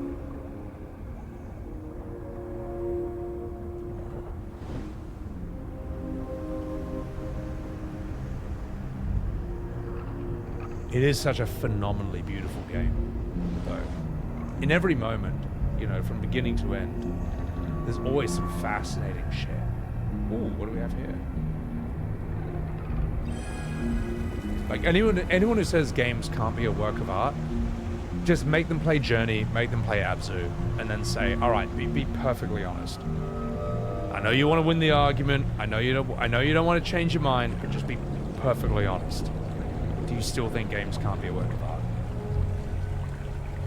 Then they'll lie to your face, you know, because people are people. Among Us is art? You disgust me, Megamon. Oh my god. In fact, the discussion of which games could be considered works of art, I'm trying to think of some. Obviously, Last of Us 1. Or at least Last of Us 1 shows that games can be as good as the best movies out there in terms of character and dialogue and story narrative. Sideshow, that's a great joke, but I'm not taking that bait. If games can't be works of art, then neither can movies. Well, when movies were new, the usual snobs were saying movies can't be works of art. Now it's not even a question, you know. Yeah. I think with any new art form, there's always the usual snobs and gatekeepers who are basically like, that'll never be a work of art. And then as soon as something proves it, they'll be like, never doubted it. I believed in it all along, you know. Fucking assholes. You heard Journey's pretty mid? You thought it was pretty mid? No, the thing is, Doxy, you're watching me play Journey 12 years after it came out. But if you played it in 2012, when we were all 12 years younger, it would have been, like, legendary for its time. So, it's like Final Fantasy VII OG, you know. To me, it's, you know, fantastic. And it's timeless. And it is, because it's the greatest game ever made, and Rebirth is horrible. But it's also combined with a tiny bit of nostalgia vision. But then I make up for that by giving it the greatest voice acting in the history of Twitch. Elden Ring Yakuza 0? Yeah, I don't know if I'd consider... I could say Soul... I don't know if I consider Souls... Nah, Souls is a work of art. Yeah, no, Souls is a work of art, Ziggy. That is right. Just look at the Dancer of the Boreal Valley, or... Yeah, some of the bosses. Plesiosaur the size of a mosasaur, and Ark, it looks weird. Yeah, it shouldn't be that big. Yeah. Well, I think AI is fine. AI is one of those things where it depends what it's used for. You know. Like if AI is going to generate, you know, what if The Matrix or The Terminator was made in the 1950s, and it's just like, you know, uses a bunch of that style and imagery from that. That's fine. It's 2 minutes. We're not going to make it anyway. And if you do make it for millions of dollars, like a 2-minute thing for a movie that no one's going to watch, you know, you're wasting your time. AI is good for shit like that. But the idea that AI can completely replace musicians, actors, writers, directors, storytellers, I think that's a bad idea. Although after seeing Velma and Concord, maybe it's actually a really good idea. You know what? Fuck him. Fuck him. Let AI take all their jobs. You know what? I think it's actually a really good idea. Fuck it. Maybe you can write better things than what we're getting these days. Oh my god. Consort Radahn reels? Yeah, because Consort Radahn is shit. Consort Radahn is so badly designed, it killed people's appetite for souls. Let me ask you this, chat. Hey, chat, what if a new game comes out and it's a Souls-like? Are you excited? Are you like, wow, after fighting Consort Radahn, I can't wait for another Souls-like game. That's something that hasn't been done before, or done to death. You're excited, Ziggy? Yeah, but Ziggy, you like Rebirth, all right? Your taste is automatically rubbish. INF, you are? I'm sorry, Ziggy, that was really mean. Even though it's true. So, yeah, no, exactly, Openness. It will try and mimic it, but I don't know. I need to go and activate something else. Unless I can climb up this thing. Not sure at this point. Whee! You don't play Souls-likes? Hydromelon. You're never excited for... Yeah, I mean, I heard Liza P is good, or at least as good as a Souls-like god. Oh, I can't climb up it. Yeah, it's a gay... It's not gay. It's a game for a rainy day. I meant to say game for a rainy day, but I ended up saying it's gay. And maybe Liza P is gay, you know. Maybe I haven't done my research. But it's not what I meant to say. Ooh! Okay, I need this.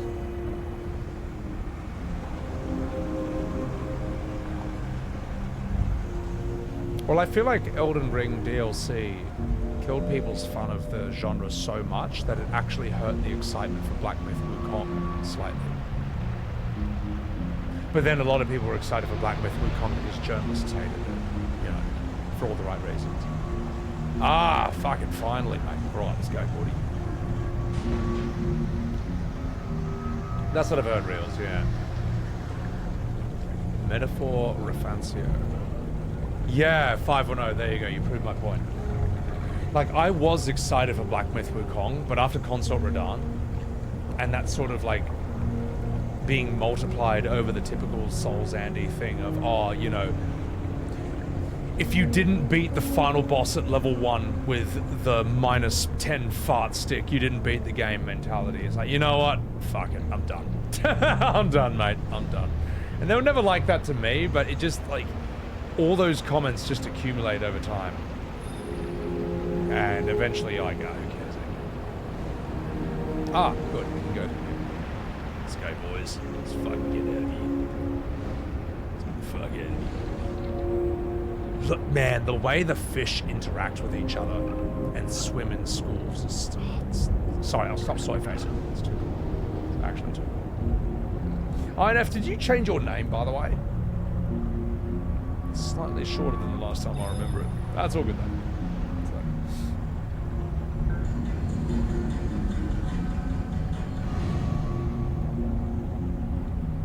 I see. Move the XXX. Did the Vin Diesel movies copyright you? Sorry, stop. Are they Emmy? Is there any evidence of that, or is it that journalists said that because they wouldn't let Sweet Baby Inc. take control of it? Again, I haven't done any research on this at all. My research is basically people arguing on Twitter, which means I am a very well-informed expert who knows for definite what's going on behind the scenes of everything. So. They had rules for streaming the game. Oh, no. The rules were, I think if you're reviewing the game, don't talk about political issues regarding this and that, which I think is fine. Because I think it's got nothing to do with a game about hideous monkey men whose best friend is a pig while he fights a tiger who's also a blacksmith. I don't know. I don't know. If I was releasing a game and the usual suspects were going to review it, I would make a thing as well. By the way, don't talk about politics about my game about a fish who harvests coral and sells it to a sponge whose best friend is a starfish. I would say, can you please not talk about, like, politics from, I don't know, universities in the 21st century. One of the rules is not to promote feminist propaganda. That's a really good rule, though. And I would say, I would add on top of that, also, don't promote anti-feminist propaganda. Because it's got nothing to do with the fucking game. I would say, don't promote pro or anti either way. Am I wrong? Am I taking crazy pills? I don't know. That's what I would say. Let's see. Am I wrong? Am I wrong in that regard?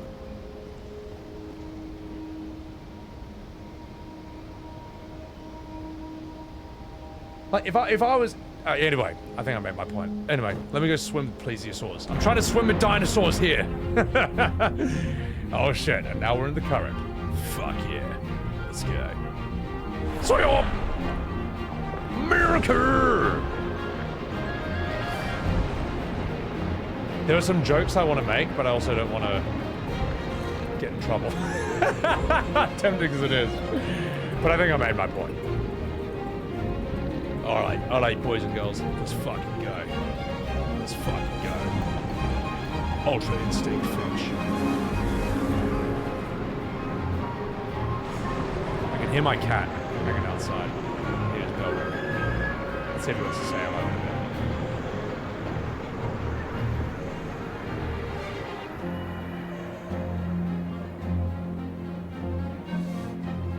Alright, I'm gonna read those in a second.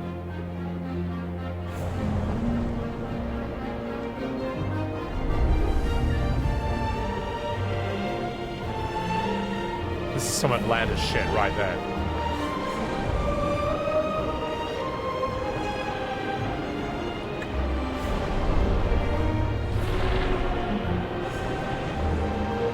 This game is phenomenal.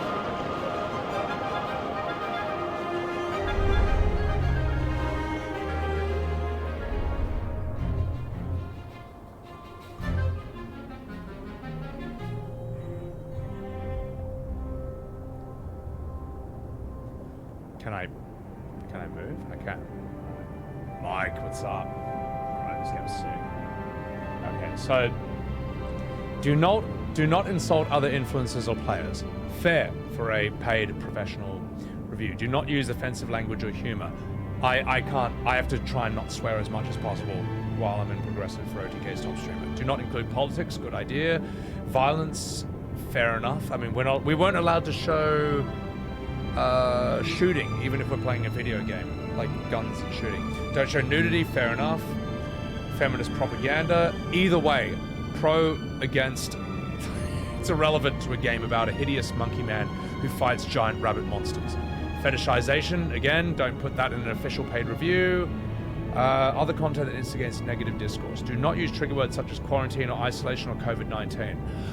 Yeah, well, when I think of Journey to the West, about a hideous monkey man whose best friend is a pig escorting a princess to fight super demons, yes, those are all the things I think of. COVID-19, isolation, and quarantine. That has nothing to do with the game. It shouldn't be brought up in discussions about that game. Do not discuss content related to China's game industry policies, opinions, news. Again, it's all irrelevant, you know what I mean? Like, if you're reviewing a video game... okay, look, back in the 1990s, if someone's reviewing a video game, all I want to hear about is the game. I think what they did is they looked at the West, and again, I'm not West-pilled, I'm not China-pilled either way. I think they looked at the West and they saw the impulse that a lot of journalists have to bring in a lot of irrelevant political opinions into a game about a frog trying not to get run over by a car.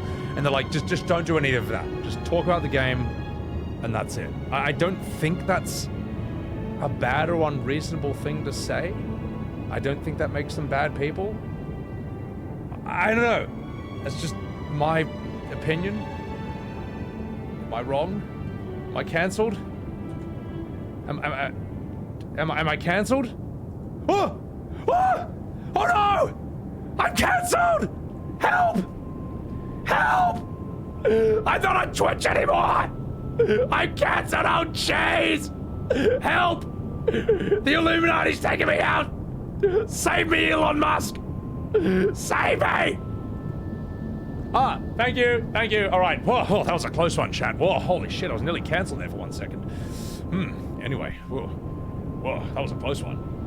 Anyway, let's continue. Let's keep playing this game. Alright. I don't know. Maybe I'm just too much of a boomer and I just look at games as games. Hello? What are you doing here? Oh, just 1 second, chat. He saw that he heard my calls of distress. He caught my cries of fear. And he came to save me. Black Billy Wukong. Or Black Cat Billong. He smoked his ball. Come on, say hello to chat, Billy. Fluffy kitty over here. Fluffy floofles. Say hello to chat, Billy. Oh, look at that wee kitty. Alright, I'm gonna put him on the pillow. That's what he came here for. Just give me pats. Let me just pamper him. Thank you for letting me pick him up. He's so unbelievably patient and well behaved. And he's very forgiving. Like most cats, you do that, it's like, alright, you are my enemy for the rest of my life and I'll avoid you for the next 20 years. Billy's just like, you're alright. And then I spoil the shit out of him. It always comes back.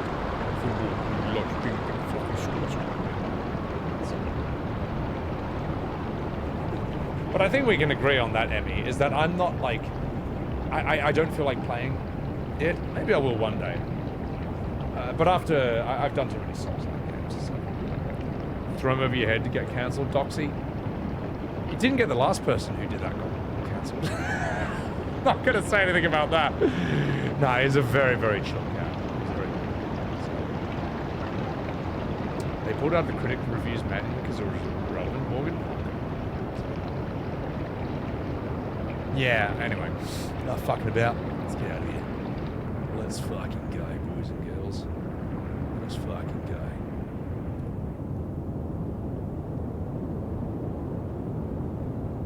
go. How we go, I don't know.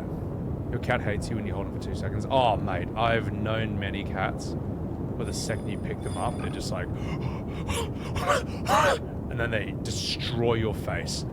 You know Wolverine's, like, special move in, Marvel vs. Capcom, where it's like, let's go, Berserker Barrage, and he just like 500 X's on your face. Like that's what a normal cat does when you pick him up. Billy's just like, oh, alright, because this is real life from now on. So, but he's also like, it's not so bad. Where do I go here?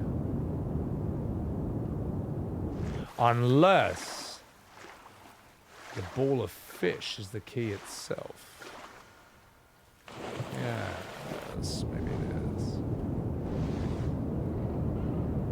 He sings opera and the cat freezes. The cat's just probably like, weird.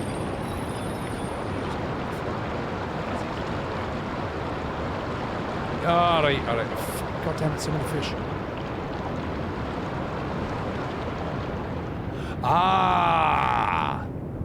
I see the answer.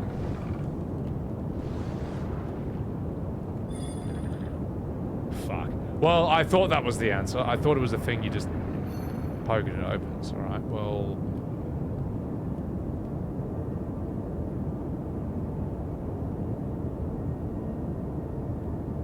something else then. The first puzzle of the entire game.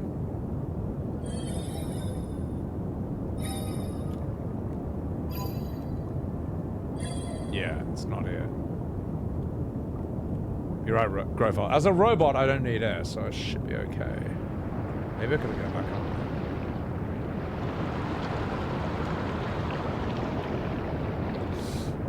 Follow the chains.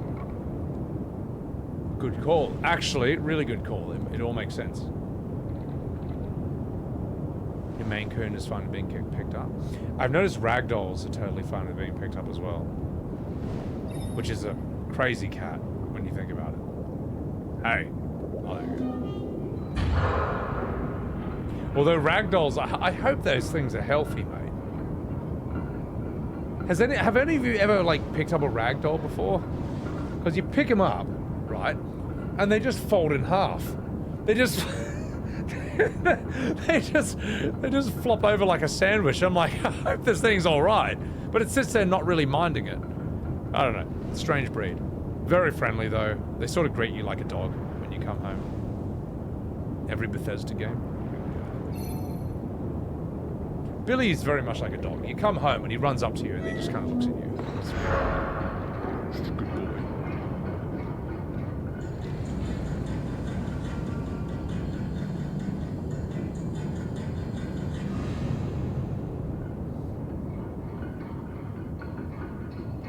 Alright.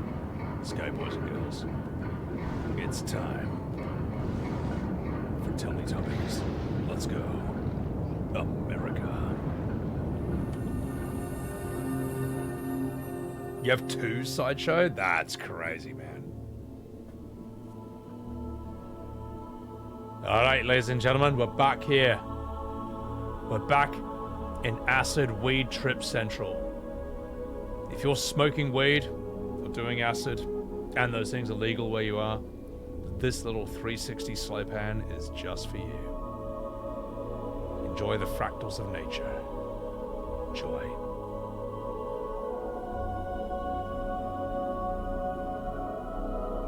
Alright, I'm bored. Let's go. Let's do this thing.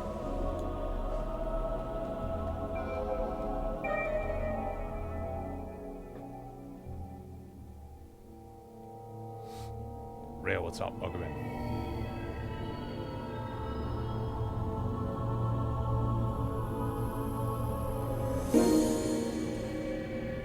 Oh shit.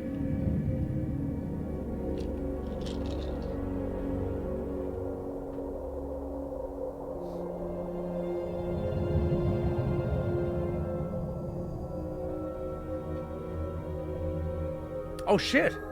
He's regenerating me. Hey, thanks, dude. The spirit of the shark is back. The one who died biting that Illuminati pyramid.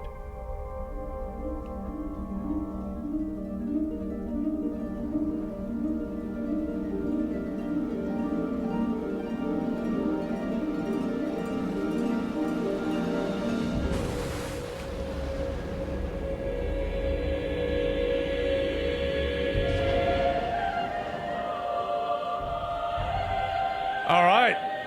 We are full Super Saiyan Shark now, ladies and gentlemen. Let's go. All right, where are you going, mate? What do you want to do? It's your choice.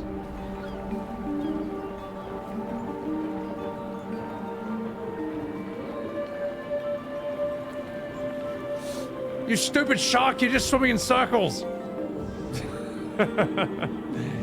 No, that's fine. Oh shit, look how fast I am. All right, this thing. Let's do it. Let's fuck this thing up. All right, boys, let's go.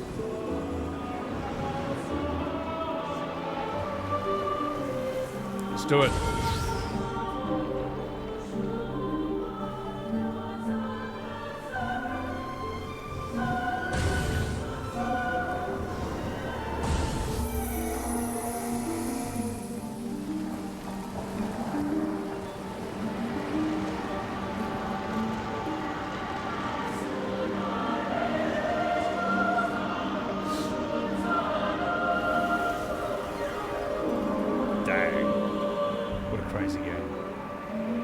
Grover, you gotta show me where the polar bear is.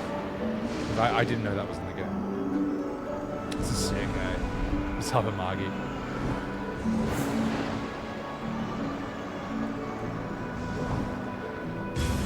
Beautiful game, man. Yeah, fuck the corporations. Fuck the machinery. Fuck you, aliens. Boom. And life begins anew. Bro, you get some coffee? And the killer whales and the orcas came back. And Willie was freed once again. Let's go.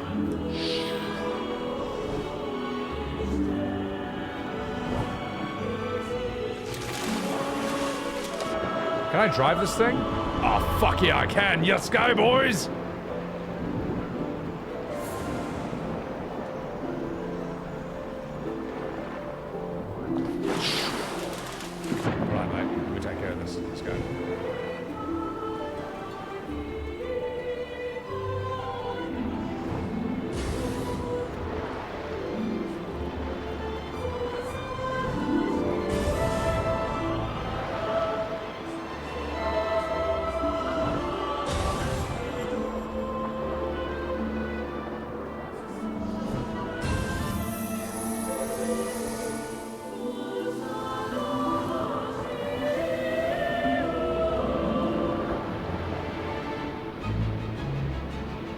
And the ocean level rises once again.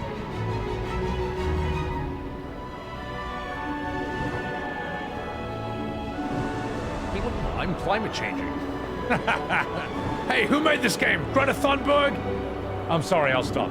All right, let's actually beat the game. And then we smash the shackles that controlled the Illuminati, that once sunk the great glorious Atlantis. Me, Sebi the robot, and his shark Billy. The spirit shark as they took down this ocean. Wait a minute, and one more. Once more into the breach, dear friends. Boom! Let's see what you got. Sorry, Everest. How dare you.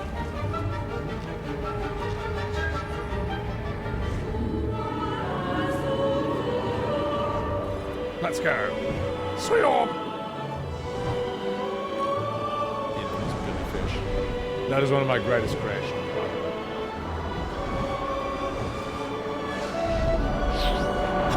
Oh, yeah! Oh, that is awesome. Diving with the old blue whale. Let's go.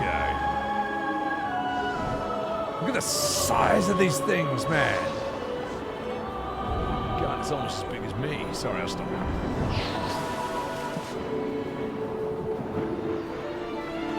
Come here, mate. Let's swim on you.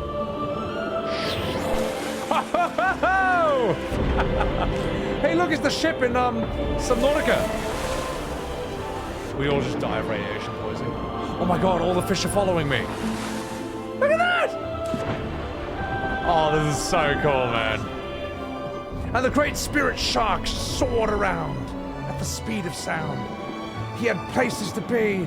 He had to follow his rainbow.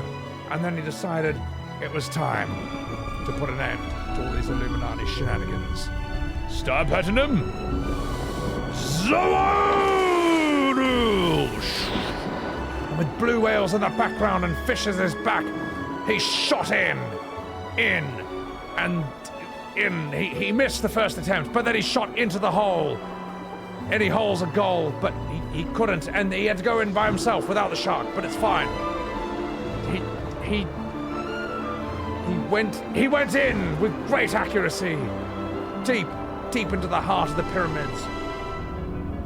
Shinku! And by the great power of a Super Saiyan 3, he blasted through the mines, the dead mines of World of Warcraft, in which you can get the parrot, and also perhaps the hammer from the guy who stuns you all for 10 seconds. And he went in!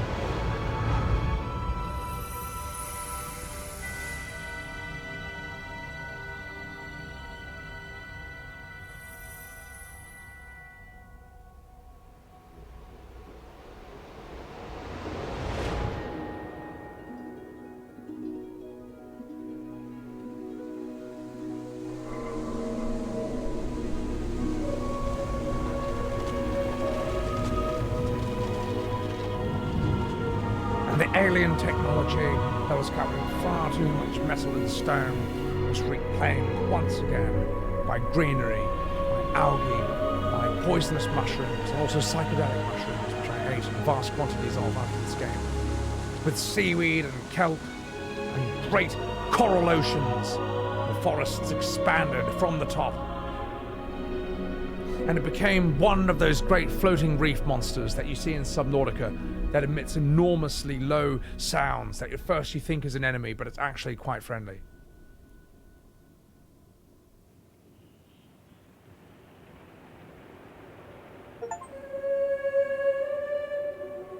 And that, ladies and gentlemen, was Abzû by Giant Squid. Creative director, Matt Nava. Leading engineer, Brian Bahamut. And Erika Ishijawa. The following game was played and narrated by Sebi Webs TV, in an Academy Award-winning performance, the likes of which you'll only see on Twitch, and also my VODs channel when I decide to post it later on. The co-star of this journey was the one, the only, here he comes, Billy Webs TV.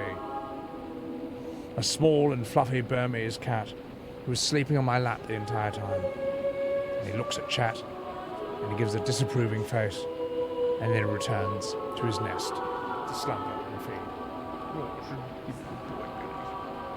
And then I patted him and scratched him to let him know that he was appreciated for letting me pick him up. What a great game.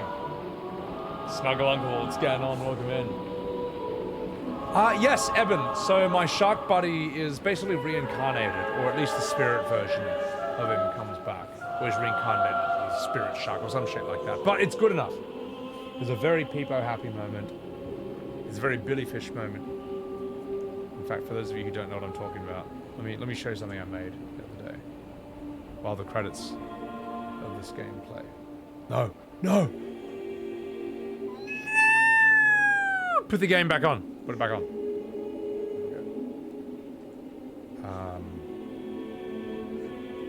What I meant to show you, chat, is this. Oh wait, that's way too big. Let me get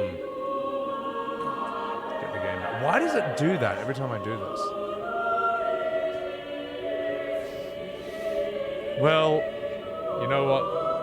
Picture just this in the ocean, just swimming around. I made this for my Subnautica cover art, or promo art, when I was promoting the Subnautica streams. And I've got to say, I think this is actually rather good. I feel like the fins blend quite nicely. And I think it's got a good facial expression for it too. Like, you almost can't believe that he's a fish. But don't worry about that. I'm not here for that. I'm here for this. But yeah, for this game, they made something like, I think the number's something like 40,000 individual fish for this, which is why there's so many of them. Like, and just like so numerous. That's why the world feels so alive, because it's just so populated. It's just teeming with life. It's another good example of how you don't need, what were we saying before about some space games or open world games? They're like an ocean wide but an inch deep, or like a mile wide but an inch deep. And then you get a game like, say, Outer Wilds, which is, you know, like it's like a pond, but it's very deep. It's only a solar system as opposed to an entire universe, but there's immense depth and detail in each of its planets and stars. Yeah. Anyway, good stuff. I like this game. It's sick. Been wanting to stream this for a very long time. Ubisoft. Don't you ever say that word around me. I don't really play any Ubisoft games, so I can't comment. But I know a lot of people have their opinions. Alright, chat. There you go. There you go, ladies and gentlemen. That was Abzû by Sebiwebs TV. I personally made and coded that entire game myself, so I deserve all the credit and all the royalties. Trials Fusion? Well, Trials Fusion was good, but the problem with it was whenever I wanted to play LAN games, like just local co-op, or sorry, local versus with friends, and they only had 12 tracks that were each like 40 seconds long. We did all of them, and then we're like, is that it? Is that all they've got? You're telling me all of the local, like, all the couch content of Trials Fusion is just like 10 minutes? That's ridiculous. Did Billy shower, or is he afraid as most cats do? Don't know. What do you think, Billy? Are you afraid to shower? Oh, my Billy Willy. What do you think, Billy? Do you want to answer Amagi's question in chat? I think he's just kind of bundled up at this point. Oh, look, he's actually falling asleep in this position. You're falling asleep, Billy. All right, you little fluff, get down there.